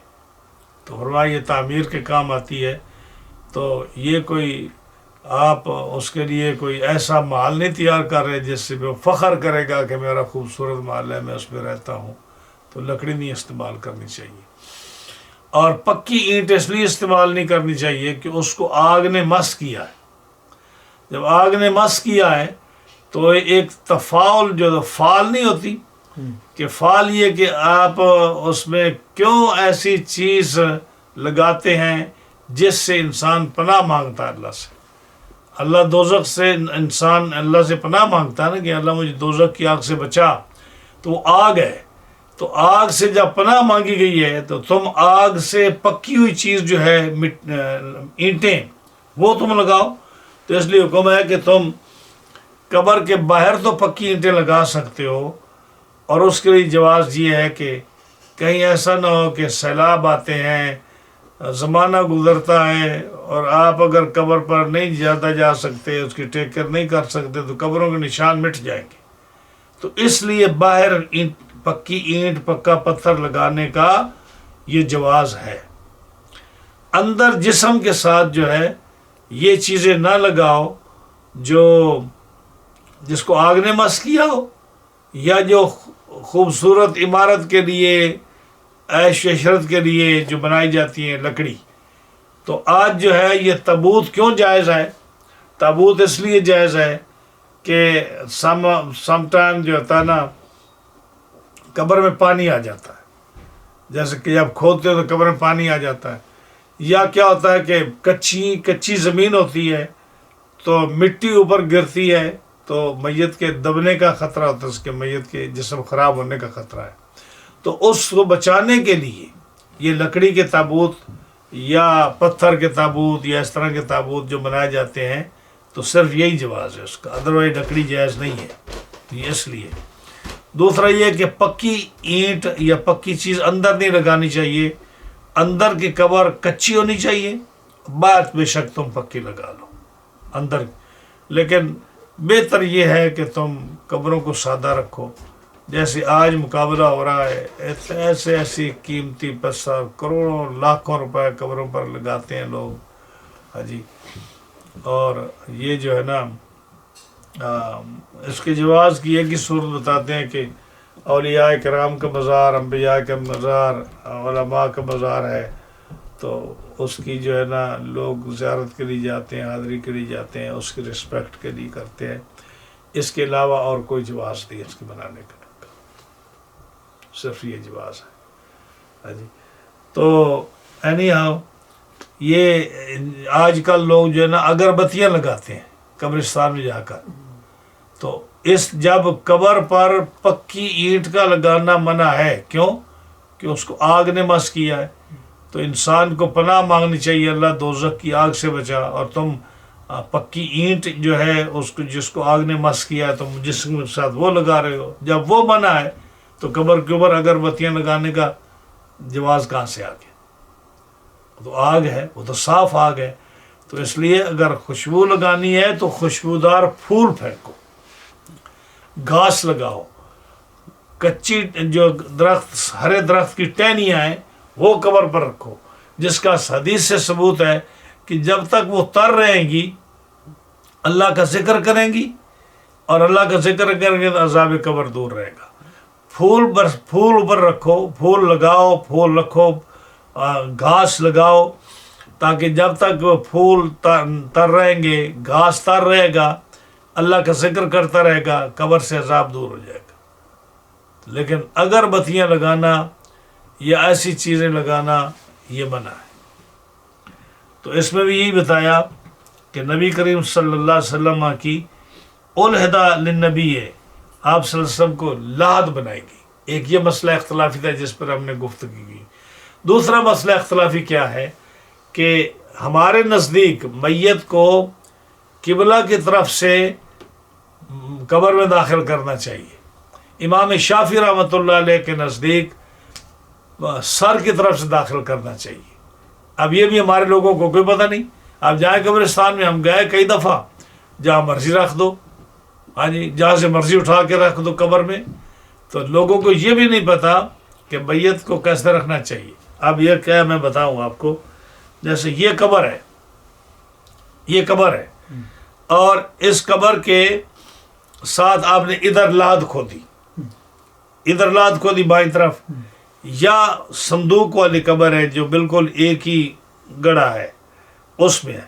اب حکم کیا ہے، سنت کیا ہے؟ احناف کے نزدیک، حنفیوں کے نزدیک سنت یہ ہے کہ جنازہ یہاں رکھا جائے قبلہ کی طرف، جنازہ قبلہ کی طرف چارپائی رکھی جائے، اور یہاں سے کچھ آدمی ادھر سر کی طرف ہو جائیں، کچھ پاؤں کی طرف ہو جائیں، میت کو اٹھائیں اور اس کو جیسے قبلہ اس طرف ہے نا، اگر قبلہ اس طرف ہے دائیں طرف، تو اس کو قبلہ کی طرف چار پہ رکھ کر اس سے میت کو اٹھائیں، اس صندوق میں رکھیں جو اس قبر ہے، یا جو لحد ہے اس کے اندر ایسے نیچے کر کے لحد میں رکھ دیں، یہ سنت ہے۔ امام شافعی رحمۃ اللہ علیہ کے نزدیک سنت کیا ہے کہ جنازہ یہاں رکھیں پاؤں کی طرف، یہاں جنازہ پاؤں کی طرف رکھیں، اور اب میت کو اٹھائیں اور اس کو ایسے ٹرن کر کے اس کا سر پہلے قبر کی طرف لے جائیں، اور پھر اس کو سر پہلے کر کے نا ایسے ایسے نیچے کر کے ایسے سر کر کے اس کو جو ہے نا قبر میں لے جائیں۔ یا دوسری صورت یہ ہے کہ اگر ادھر جگہ نہیں ہے تو پھر سر کی طرف چارپائی رکھیں، وہاں سے میت کو اٹھائیں اور اس کو ایسے ٹرن کر کے جو ہے اس کا جو ہے میت کو پیر اس طرف اور سر اس طرف کر کے آپ اس طرف اٹھائیں۔ تو یہ جو ہے نا امام صاحب رحمۃ اللہ علیہ کے نزدیک، حنفیوں کے نزدیک میت جو ہے نا وہ قبلے کی طرف ہونی چاہیے، اور اس کو اٹھا کر جو ہے قبر میں رکھیں اور منہ قبلے کی طرف ہو۔ اور اس کی وجہ کیا امام صاحب دلیل کیا بتاتے ہیں؟ دلیل یہ بتاتے ہیں کہ جب تم نماز پڑھتے ہو تو مصلی کس رخ بچھاتے ہو؟ بولے بھائی، جب آپ ہاتھ اٹھاتے ہو تو ہاتھوں کی انگلیاں کس طرف ہوتی ہیں؟ سینہ کس طرف ہوتا ہے؟ آپ کا فیس کس طرف ہوتا ہے؟ آپ کے پاؤں کی انگلیاں کس طرف ہوتی ہیں؟ جب ہر چیز میں آپ قبلے کو اہمیت دیتے ہو تو پھر چارپائی بھی قبلہ کی طرف رکھ کر قبلہ کی طرف سے آپ میت کو قبر میں اتاریں۔ یہ امام صاحب کی دلیل ہے۔ امام شافعی رحمۃ اللہ علیہ کی دلیل یہ ہے کہ جب رسول اللہ صلی اللہ علیہ وسلم کو دفن کیا گیا تو آپ کی چارپائی جو تھی قبلے کی طرف نہیں رکھی گئی، پاؤں کی طرف رکھی گئی، تو اس کی انہوں نے جواب یہ دیا کہ چونکہ آپ کا مزار شریف جو تھا حضرت عائشہ صدیقہ کے حجرے میں، وہ جب کھودا گیا تو بالکل دیوار کے ساتھ قبر شریف کھودی گئی۔ جب دیوار کے ساتھ قبر کھودی جائے گی تو آپ جنازہ قبلے کی طرف کیسے رکھ سکیں گے؟ تو اس لیے اس مجبوری کی بنا پر میت چارپائی جو ہے پاؤں کی طرف رکھی گئی، اور پھر آپ کو اٹھا کر اس کے اندر قبر شریف کے اندر رکھا گیا۔ تو اگر جگہ ہو تو میت کی جو ہے نا جنازہ جو ہے وہ قبلے کی طرف میت کے ساتھ رکھنا چاہیے، قبر کے ساتھ، اور قبلہ کی طرف سے میت کو قبر میں اتارا جائے۔ یہ امام صاحب رحمۃ اللہ علیہ کی دلیل ہے۔ اور جو تین مسئلے بیان کیے نا، ایک تو یہ کہ لحد بنائی جائے، دوسرا قبلے کی طرف سے ان کو کیا جائے، تیسرا اس پر کچی مٹی جو ہے، کچی اینٹیں جو ہیں وہ جسم کے ساتھ لگے، جسم کے ساتھ لکڑی اور پکی اینٹ نہ لگے۔ یہ تین چیزوں کا خیال رکھنا چاہیے۔ اور چوتھا جو ہے علماء نے بیان کیا کہ قبروں کے اوپر جو ہے نا پھول یا تر چیزیں لگائی جائیں تاکہ وہ اللہ کا ذکر کریں اور میت کا عذاب دور ہو۔ یہ جو جتنے بھی قبرستان ہوتے ہیں یہ اسی سٹائل سے بنے ہوتے ہیں کہ قبلہ جو ہوتا ہے وہ یا تو دائیں ہوتا ہے یا بائیں سائڈ ہوتا ہے؟ ہاں اکثر جو ہے نا مسلمانوں کے قبرستان جو ہے ان کو یہ دیکھا گیا کہ وہ جب میت کو لٹاتے ہیں تو اس کا جو ہے نا منہ ایسے قبلے کی طرف ہوتا ہے، یعنی قبلے کی طرف پاؤں نہیں ہوتے. ہاں جی. ایک اور مسئلہ جو بیان کروں کہ ہمارے اب ایک اور جب منہ قبلے کی طرف کرنا ہے تو اس کے 3 طریقے ہیں.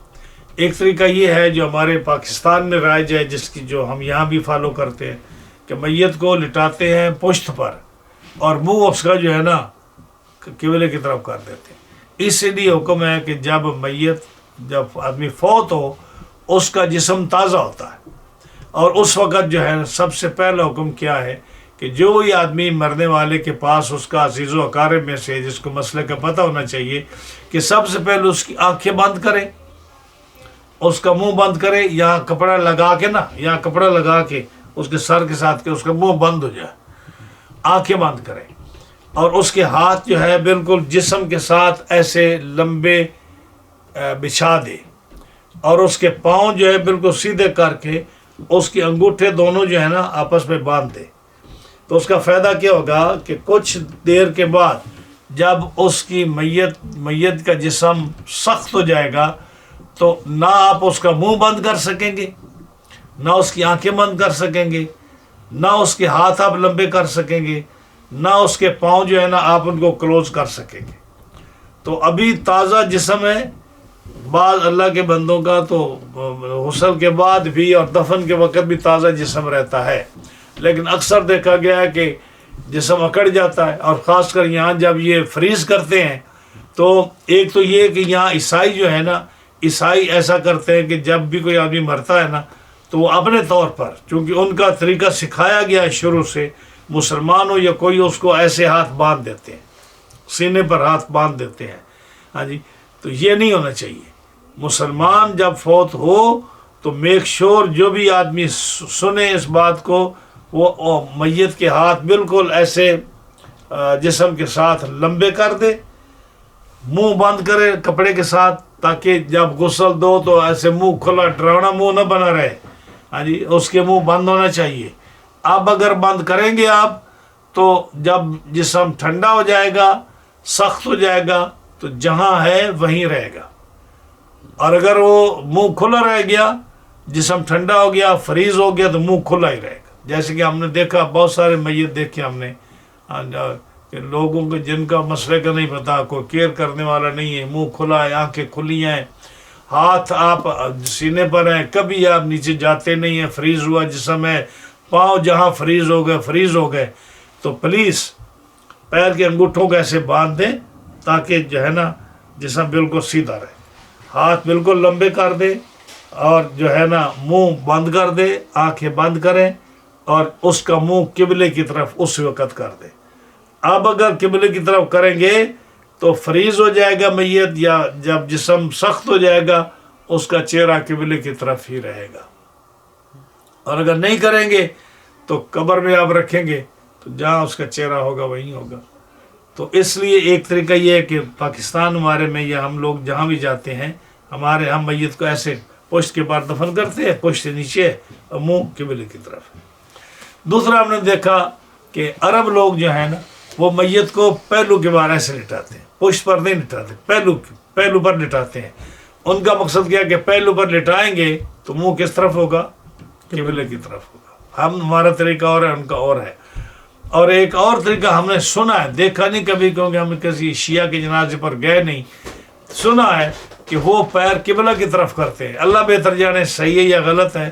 میں نے سنا ہے کہ وہ پیر قبلہ کی طرف کرتے ہیں، قبلہ، تاکہ اس کا منہ جو ہے نا وہ قبلہ کی طرف ہو جائے.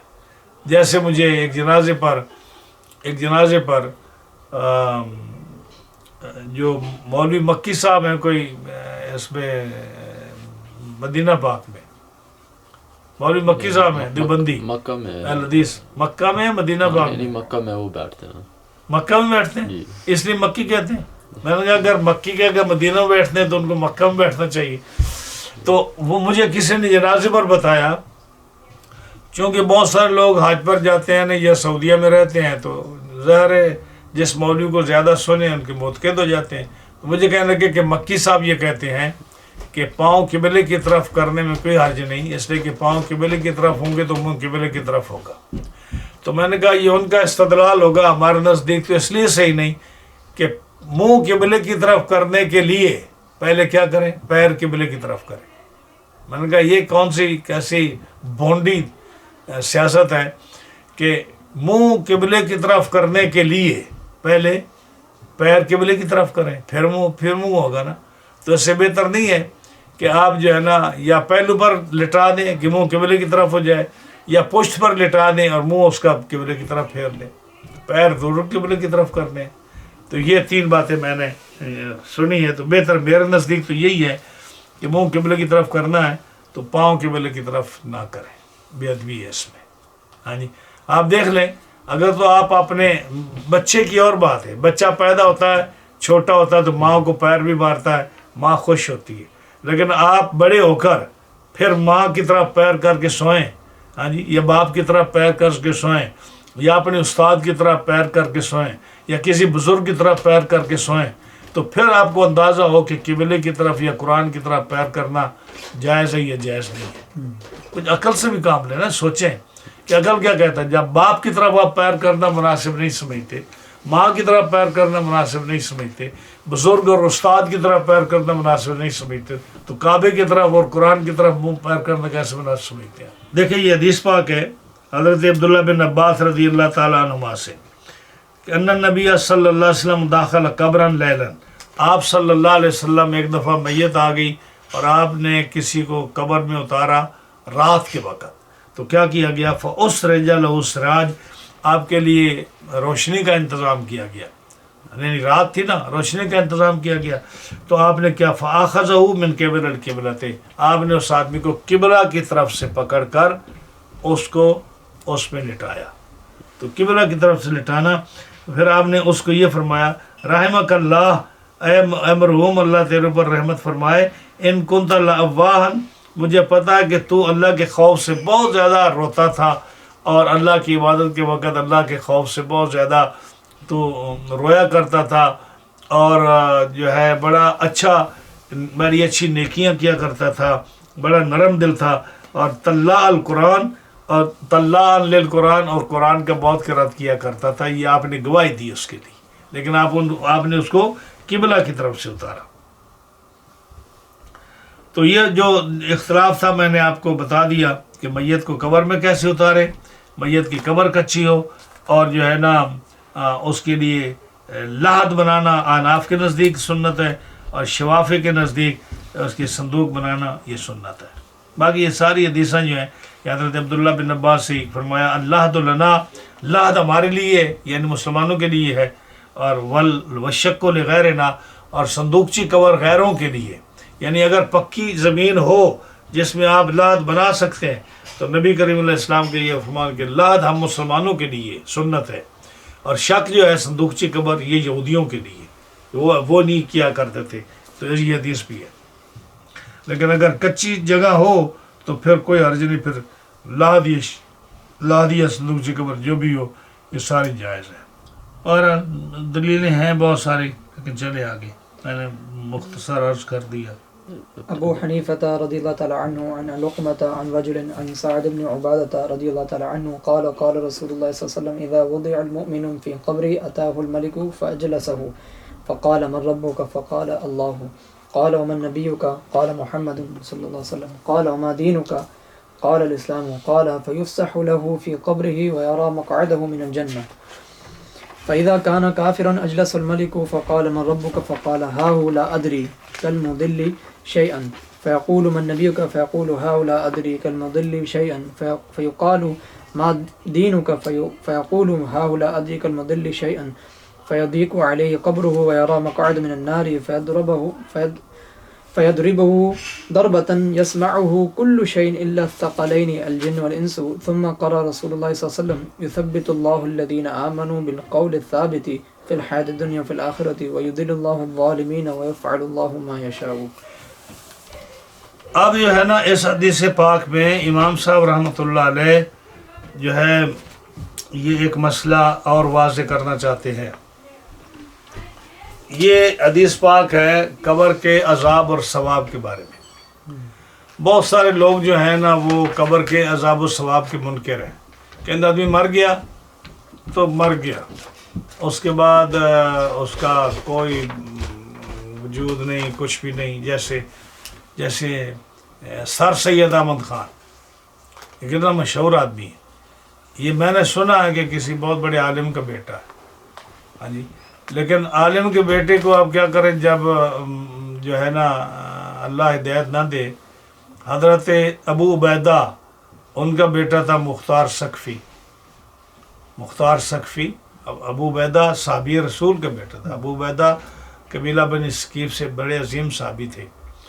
ان کی بیٹی حضرت عبداللہ بن عمر کی وائف تھی. ہاں جی، ان کا نام کیا تھا،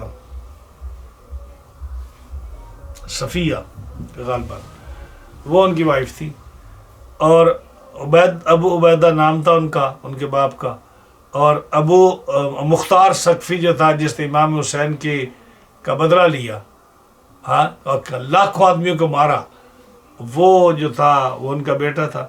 صحابی نہیں تھا، پہلے خارجی تھا، اور پھر جو ہے نا امام حسین کا نام لے کر اس نے جب لوگوں کو قتل کرنا شروع کیا تو وہ حکومت کے لیے تھا. تو جب سب کو مطلب مار چکا تو بعد میں اعلان نبوت کر دیا کہ میرے طرف وہی آتی ہے.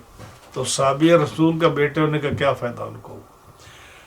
عمر بن سعد بن ابی وقاص جو اشراف مبشرہ میں سے، ان کا بیٹا سعد. ایران کی تہران کی حکومت کے لالچ میں امام عالی مقام پر پانی بند کیا، اور کربلا کے میدان میں جب اب شہید ہوئے تو یہ حالت ہو گیا. شمر جو تھا حضرت امام عالی مقام کی پھپھی کا بیٹا تھا. دیکھو کتنے قریب رشتے ہیں. ہاں جی، کتنے قریب رشتے ہیں. تو یہاں جو ہے قریب کا رشتہ وہ کیا کرے گا جب آدمی کسی اللہ تعالیٰ ہدایت لے لے. تو سر سید احمد خان ہو یا کوئی ہو، باپ کا نیک باپ کا بیٹا ہو یا عالم کا بیٹا ہو، یعنی اللہ سے ہدایت مانگنی چاہیے. یہ اپنے بچوں پر یا اپنے پر کبھی اتنا اعتماد نہ کرے. اللہ سے ہر وقت ہدایت مانگے گی، یا اللہ ہمارا خاتمہ ایمان پر فرما. تو یہ لوگ قبر کے منکر تھے، فرشتوں کے منکر تھے، معراج کے منکر تھے. یہ سر سید احمد خان جس کے سارے گن گاتے ہیں سارے کہ کیا ہے بھائی، اس نے ایک انگریزی کا اسکول بنا دیا. انگریزی کا اسکول بنانے سے تو وہ اس کا احسان تو ہے مسلمانوں پر، اس نے انگریزی کا اسکول بنایا، لیکن اس کا یہ مطلب نہیں کہ ہمارا وہ جو ہے نا پیر بن گیا یا لیڈر بن گیا یا ہم اس کی ساری بات کو مانیں. ہاں جی، جو آدمی قبر کے عذاب کا منکر ہو مسلمان کیسے رہ سکتا ہے؟ قبر کا یعنی آخرت کا ماننا، قیامت کا ماننا، فرشتوں کا ماننا، یہ ایمان کا حصہ ہے. جب وہ فرشتوں کو نہیں مانتا کہ فرشتوں کا وجود نہیں، جب قبر کے عذاب و ثواب کو نہیں مانتا تو آخرت کا منکر ہوا. جنت و دوزخ کا منکر ہے تو کیسے مسلمان ہوا؟ تو اس کی تعریف کیسی؟ تو خدا کا خوف کرے کہ اگر ان کے عقائد لے کر، ان کے نظریہ لے کر آپ کی یا میری یا کسی کی اولاد جو ہے اس طرح گمراہ ہو جائے تو آپ کو کتنے نفلوں کا ثواب ہے. تو یہاں امام صاحب رحمۃ اللہ علیہ قبر کا عذاب و ثواب قرآن سے ثابت کرتے ہیں اور حدیث سے ثابت کرتے ہیں. پہلی امتوں میں یہ جو سوال جواب ہے نا قبر کا، مر ربوں کا، ما دینوں کا، ما کنت تقول فی حق الرجل کما قال رسول اللہ صلی اللہ علیہ وسلم، یہ سوال جواب پہلی امتوں میں نہیں تھے. عیسیٰ علیہ السلام کی امت میں، موسیٰ علیہ السلام کی امت میں، ابراہیم علیہ السلام کی امت میں، نوح علیہ السلام کی امت میں، ان امتوں میں یہ سوال جواب نہیں تھے. یہ صرف رسول اللہ صلی اللہ علیہ وسلم کی امت کا خاصہ ہے کہ اس میں یہ سوال جواب ہیں کہ تیرا دین کیا ہے، تیرا نبی کون ہے، تیرا ایمان کیا ہے، تیرا رب کون ہے. یہ صرف حضور صلی اللہ علیہ وسلم کی امت کا خاصہ ہے. اور قبر میں یہ جو ایک بعض لوگ کہتے ہیں جی نیک عمل کر لو قبر میں پوچھا جائے گا. قبر میں سوائے ان سوالوں کے کچھ بھی نہیں پوچھا جائے گا. مولانا میری بات پر غور کریں، میں بات کر رہا ہوں آج حدیث کے لہجے میں. میں ہمیشہ جب درس تدریس ہوتا ہے تو میں بات کرتا ہوں حدیث کے لہجے میں. قبر میں کوئی سوال نہیں آئے گا کہ تو نے کسی کا قرض دیا یا لیا، یا تو نے حرام کھایا یا حلال کھایا، یا تو نے نماز لیٹ پڑھی یا جلدی پڑھی، تو نے تلاوت کی یا نہیں کی، تو نے جو ہے حج کیا یا نہیں کیا، یہ کوئی سوال ہے؟ قبر میں سوال کیا ہے؟ تیرا رب کون ہے، تیرا دین کیا ہے، اور تو رسول اللہ صلی اللہ علیہ وسلم کے بارے میں ما کنتا، ماضی کا صیغہ ہے، یہ نہیں کہ اب کیا کہتا ہے۔ اب تو جب مصیبت آئے گی تو سارے مان جائیں گے۔ ہاں جی، آج لے ان کی پناہ، آج مدد مانگ ان سے، کل نہ مانیں گے قیامت میں اگر مان گیا۔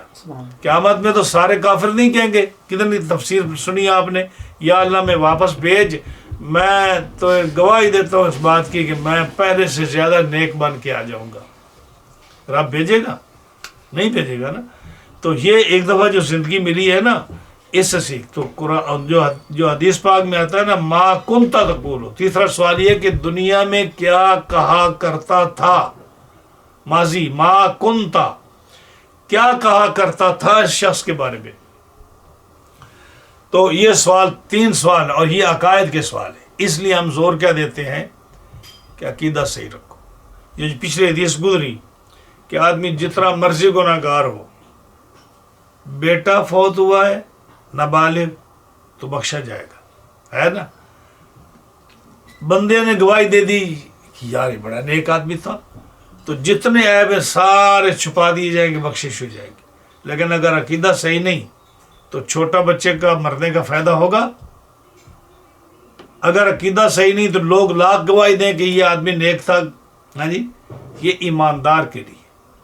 تو ایمان رکھنا، عقیدہ صحیح رکھنا، ایمان صحیح رکھنا، یہ مسلمان کے لیے ضروری ہے۔ تو فرسٹ آف آل یہ غور کریں کہ اس حدیث پاک میں جو 3 سوال ہیں، یہ اعمال کے سوال نہیں ہیں، یہ عقائد کے سوال ہے۔ اگر آپ کا عقیدہ صحیح ہے تو آپ وہ حدیثیں پڑھیں، حضرت امام جلال الدین سیوطی کی کتاب پڑھیں، یا ابن قیم کی کتاب الروح پڑھ لیں۔ جتنی کتابیں بھی اس موضوع پر لکھی گئی ہیں پڑھ کے دیکھ لیں آپ۔ اللہ تعالیٰ مومن کی مدد ایسے فرمائے گا کہ 2 فرشتے بھیجتا ہے جب آدمی قبر میں جاتا ہے۔ یعنی ان واقعات میں واقعات نہیں دہرانا چاہتا کہ بات لمبی ہو جائے گی۔ 2 فرشتے بھیجتا ہے اور وہ جا کر اس کو سکھاتے ہیں کہ جواب فرشتوں کو کیسے دینا۔ یہ جو منکر نکیر پوچھتے ہیں نا مر ربوں کا، وہ سکھاتے ہیں یہ جواب دے۔ ہمیں بھی حکم ہے اوپر تلقین کرو قبر کے اوپر بیٹھ کر ان کو، جو کرتے ہی نہیں کوئی آدمی تلقین کیا کہ جب لوگ چلے جائیں تو ایک آدمی قبر پر بیٹھ کر اس کو کہے او فلاں بیٹے فلاں کے، فرشتے تیرے پاس آنے لگے، یاد رکھ تو مسلمان ہے، جب تم سے سوال کرے تیرا رب کون ہے تو کلمہ پڑھنا، تو ساری چیزوں کا جواب ہو جائے گا۔ یہ تلقین ہے جو حدیث میں آتا ہے، کنز المال میں ہے، بہار شریعت میں اور کتابوں میں، کوئی تلقین کرتا ہی نہیں آج۔ ہاں جی، یہ رسم ہے کہ فلاں میرے باپ کے جنازے پر آیا تھا، یار آج نہ گیا تو وہ کہے گا ہم گئے تھے وہ فلاں نہیں آیا۔ مومن کا احساس ہو تو مسائل کا پتہ ہونا چاہیے، جنازہ صحیح پڑھنا چاہیے، ہاں جی، اس کی قرآن خوانی کے لیے ایصال ثواب کرنا چاہیے۔ تو یہ جو ہے نا، یہ 3 سوال یہ عقائد کے سوال ہیں۔ تو ہم اس لیے زور دیتے ہیں اللہ کے بندو، عقیدہ صحیح رکھو۔ اعمال میں کمی ہو گئی تو رب تعالیٰ مہربانی فرمائے گا، حضور صلی اللہ علیہ وسلم شفاعت فرمائیں گے۔ اگر عقیدہ صحیح نہ ہوا تو نہ نبی کریم علیہ السلام کی شفاعت ہوگی آپ کے لیے، نہ اللہ تعالیٰ مہربانی فرمائے گا، کیونکہ یہ مہربانی صرف اور صرف مومن کے لیے ہے۔ اس لیے عقیدہ صحیح رکھو۔ تو ایک تو یہ کہ 3 سوال جو ہیں یہ عقیدے کے ہیں، کوئی عمل کا سوال نہیں۔ کہیں نہیں پوچھا جائے گا کہ نماز میں دیر کی یا جلدی کی یا صدقہ کیا یا نہیں کیا، اس کا اثر ضرور ہوگا۔ یہ نہیں میں کہتا کہ اثر نہیں ہوگا، اثر تلاوت قرآن کا ہوگا، نماز کا ہوگا، صدقہ خیرات کا ہوگا، آپ کی نیکیوں کا اثر قبر میں ضرور ہوگا، لیکن سوال نہیں ہوگا اس کا۔ اور ایک یہ بات، دوسری بات یہ کہ مومن کے لیے جو ہے اللہ مہربانی فرمائے گا، اور جو ہے نا جب وہ سوال جواب میں کامیاب ہو جائے گا تو اس کی قبر کو کھول دیا جائے گا، اور اگر کافر جو ہے جواب نہیں دے سکے گا تو اس کی قبر کو تنگ کر دیا جائے گا۔ اور یہ قرآن کی ایسی عذاب قبر ثابت ہے۔ یہ آپ 2-3 آیتیں جو ہے نا یہ آپ یاد رکھ لیں، آپ لوگ بھی لکھ لیں اس کو، کہ اگر کسی سے بات کرنی پڑے کہ قرآن میں کہاں ثابت ہے قبر کا عذاب و ثواب، تو تو ایک تو یہ ہے یثبت اللہ الذین آمنوا بالقول الثابت فی الحیات الدنیا و فی الآخرہ، کہ اللہ تعالیٰ نیک آدمیوں کو جو ایمان والے ہیں ان کو ثابت قدم رکھتا ہے، یعنی قبر میں بھی وہ سوال جواب صحیح دیتے ہیں، جب فرشتے پوچھتے ہیں تو صحیح جواب دیتے ہیں، یہ قرآن سے ثابت ہے۔ وَيُضِلُّ اللَّهُ الظَّالِمِينَ، اور کافروں کو جو ہے نا وہ گمراہ ہو جاتے ہیں، یعنی ان کو اللہ گمراہ کرتا ہے، جواب نہیں صحیح دے سکتے۔ یفعل اللہ ما یشاء، یہ تو قرآن کی ایک آیت۔ ایک آیت جو ہے سورہ مومن میں آتی ہے، النار یعرضون علیہا غدوا وعشیا، کہ کافروں پر صبح و شام جہنم کی آگ پیش کی جاتی ہے۔ تو اگر جہنم کی آگ کیا ہے، یہ ان کو خوش کرنے کے لیے ہوتی ہے یا ان کا درجہ بلند کرنے کے لیے ہوتی ہے؟ تو یہ قبر کا عذاب و ثواب قرآن سے ثابت ہے، اور یہ دین اور ایمان کا حصہ ہے۔ جو آدمی اس کا منکر ہو اس کے ایمان میں فرق ہے۔ تو امام صاحب رحمۃ اللہ علیہ قبر کا عذاب و ثواب ثابت کر رہے ہیں قرآن مجید سے اور احادیث متواترہ سے۔ ہاں جی، جو حدیث متواتر بحسب المعنی ہے، یعنی لفظوں میں تو حدیث متواترہ نہیں ہے، لیکن اتنی احادیث آئی ہیں کہ وہ جو ہے نا ان کا تواتر الکذب، ان کو جھوٹا کہنا یہ مطلب نہیں ہو سکتا۔ اور تیسری بات یہ کہ اہل سنت کا اس پر اجماع ہے۔ ہاں جی، تو کیا فرمایا امام ابو حنیفہ رحمۃ اللہ علیہ حضرت علقمہ سے، وہ ایک آدمی سے ان رجل کہا نا، اب یہ بھی دلیل ہے اس بات کی۔ دلیل کیا کہ رجل کہا، اور آگے کیا انہوں نے سعد بن عبادہ سے روایت کیا۔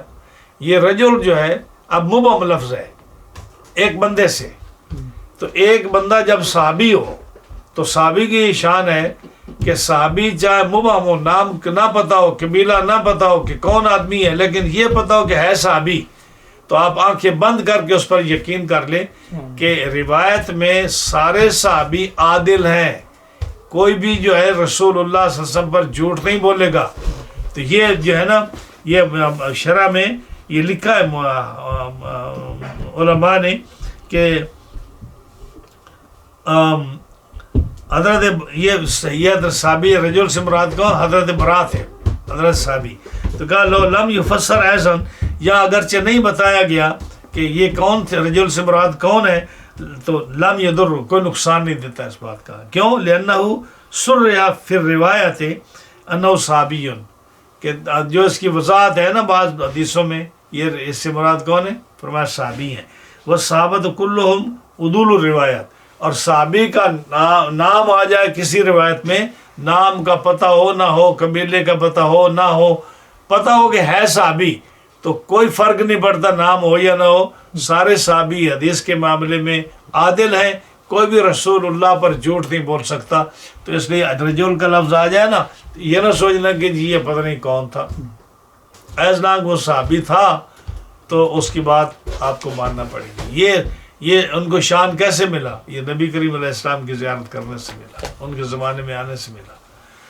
تو حضرت علقمہ ایک آدمی سے روایت کرتے ہیں جس سے مراد برا بن عازم غالباً، اور وہ حضرت سعد بن عبادہ سے روایت کرتے ہیں۔ سعد بن عبادہ کون ہے؟ یہ وہ صحابی ہیں جو انصار میں سب سے پہلے، جن کے لیے حضور کے وصال کے بعد انہوں نے خلیفہ اول بنانے کے لیے ووٹ دیا تھا انصار میں۔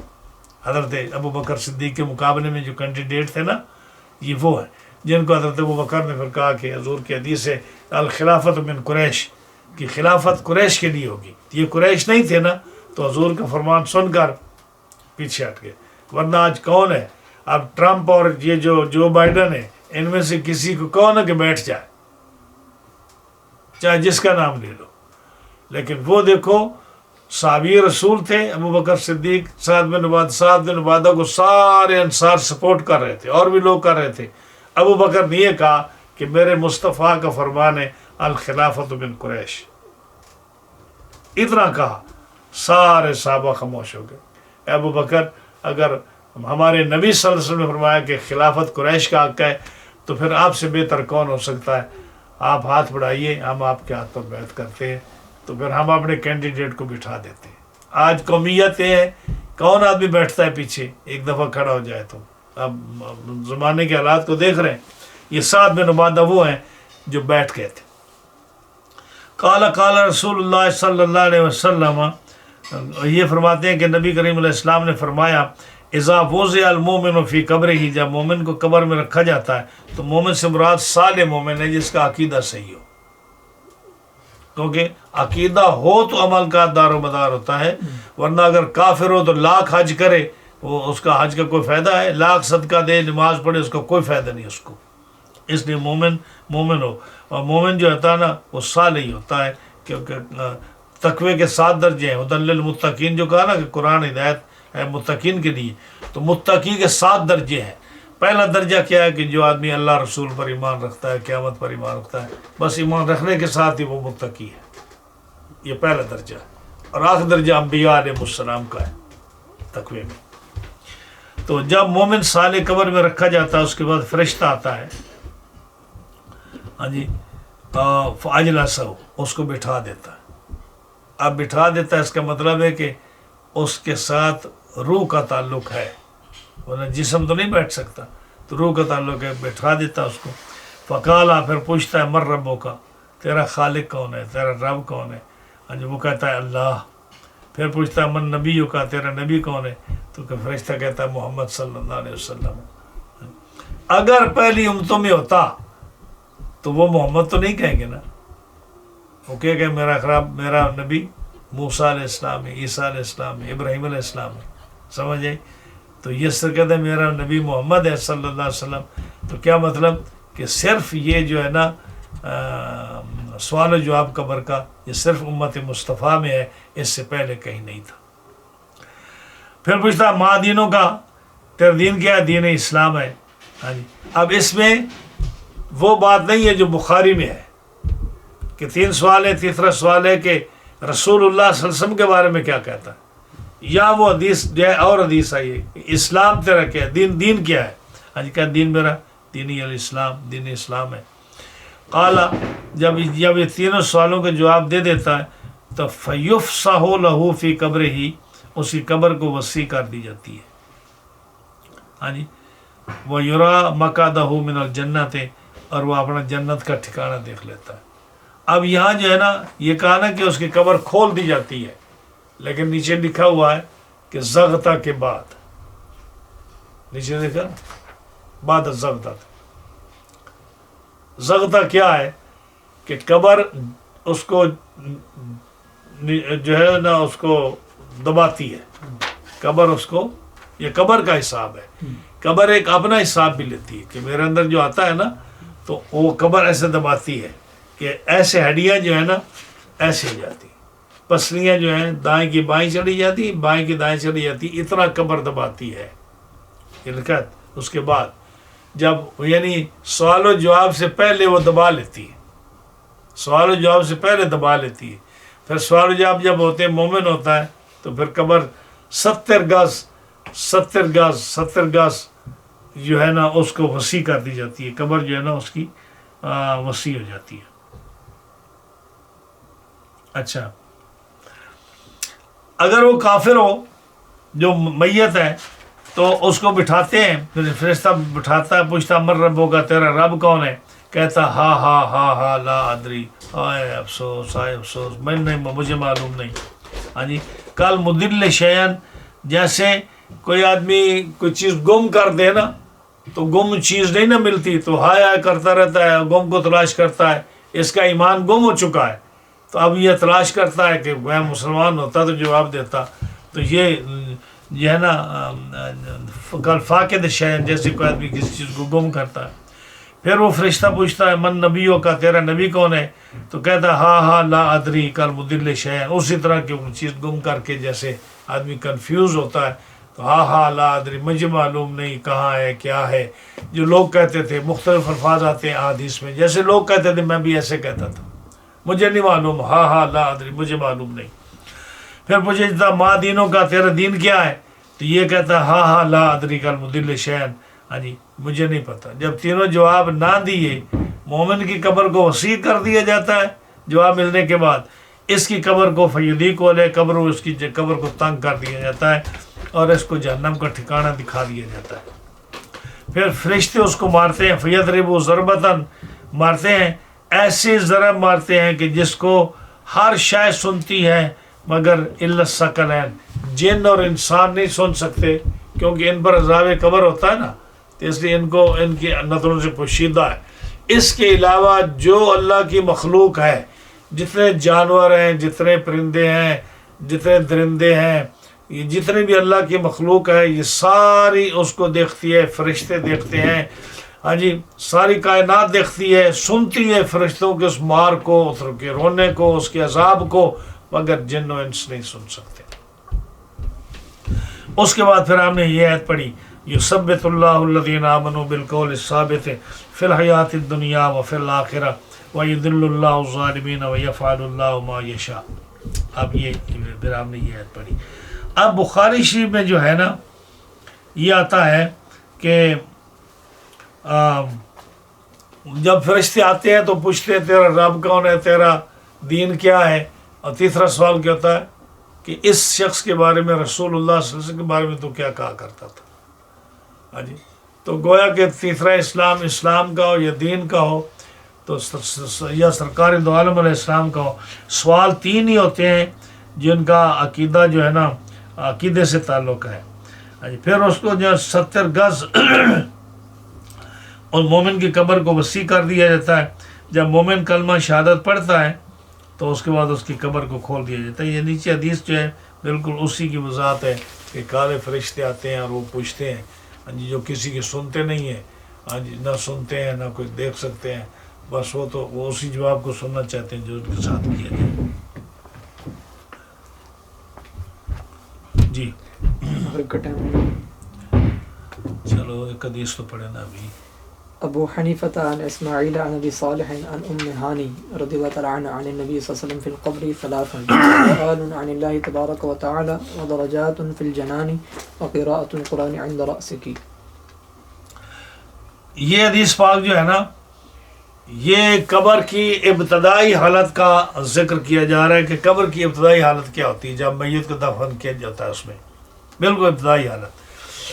امام صاحب حضرت اسماعیل سے روایت کرتے ہیں، وہ بھی سارے سے، وہ حضرت ام ہانی سے روایت کرتے ہیں، نبی کریم علیہ السلام سے روایت کرتے ہیں کہ فرمایا قبر میں 3 جو ہے چیزیں ہوں گی۔ سب سے پہلے تو اللہ کے بارے میں سوال ہوگا، یعنی وہ 3 سوال ہوں گے، تیرا رب کون ہے، دین کیا، اسلام وغیرہ کیا۔ دوسرا، جب وہ سوالوں میں کامیاب ہو جائے گا تو اس کو جنت کے درجات دکھائے جائیں گے کہ تیرا یہ ٹھکانہ ہے، ٹھیک ہے۔ اور تیسری بات کیا ہوگی مومن کے لیے، یہ مومن کی باتیں کر رہے ہیں، تیسری بات یہ ہوگی کہ اللہ کے فضل و کرم سے قرآن کریم اس کے سر کی طرف پڑھا جائے گا۔ اب ہمیں یہی حکم ہے نا کہ جب میں یہ دفن کرو تو سر کی طرف الف لام میم سے لے کر مفلحون تک پڑھو، اور پاؤں کی طرف آمن الرسول سے لے کر آخری آیت تک پڑھو، سورہ بقرہ کی پچھلی 2 آیتیں پڑھو۔ یہ لوگ پڑھتے ہیں، لیکن اگر کہیں مسلمان دفن ہو جائے اور کوئی حافظ نہ پڑھنے والا ہو یا کسی کو معلوم نہ ہو تو پھر فرشتے اس کے سر کی طرف قرآن کریم کی تلاوت کرتے ہیں۔ یہ نبی کریم علیہ السلام نے فرمایا۔ اب یہ دیکھو نیچے حدیث جو ہے مسند امام احمد حنبل سے انہوں نے لائے ہیں، لمبی طویل ہے، کہ 2 فرشتے آتے ہیں، فیجلسانی، پوچھتے ہیں مربوں کا، وہ جواب دیتا ہے پوچھتے ما دینوں کا، دینی الاسلام۔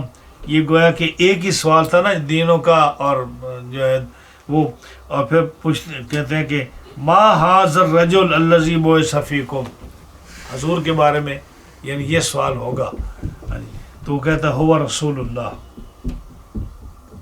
پھر پوچھتے ہیں تو نے عمل کیا کیا، کہتا ہے میں نے اللہ کی کتاب پڑھی ہے، میں اس پر ایمان لایا، میں تصدیق کرتا ہوں۔ پھر آواز دیتے ہیں کہ آواز دے دو کہ میرے بندے نے سچ کہا، اس کے لیے جنت کا فرش بچھا دو، جنت کا لباس پہنچا دو، جنت کا دروازہ کھول دو اس کے لیے۔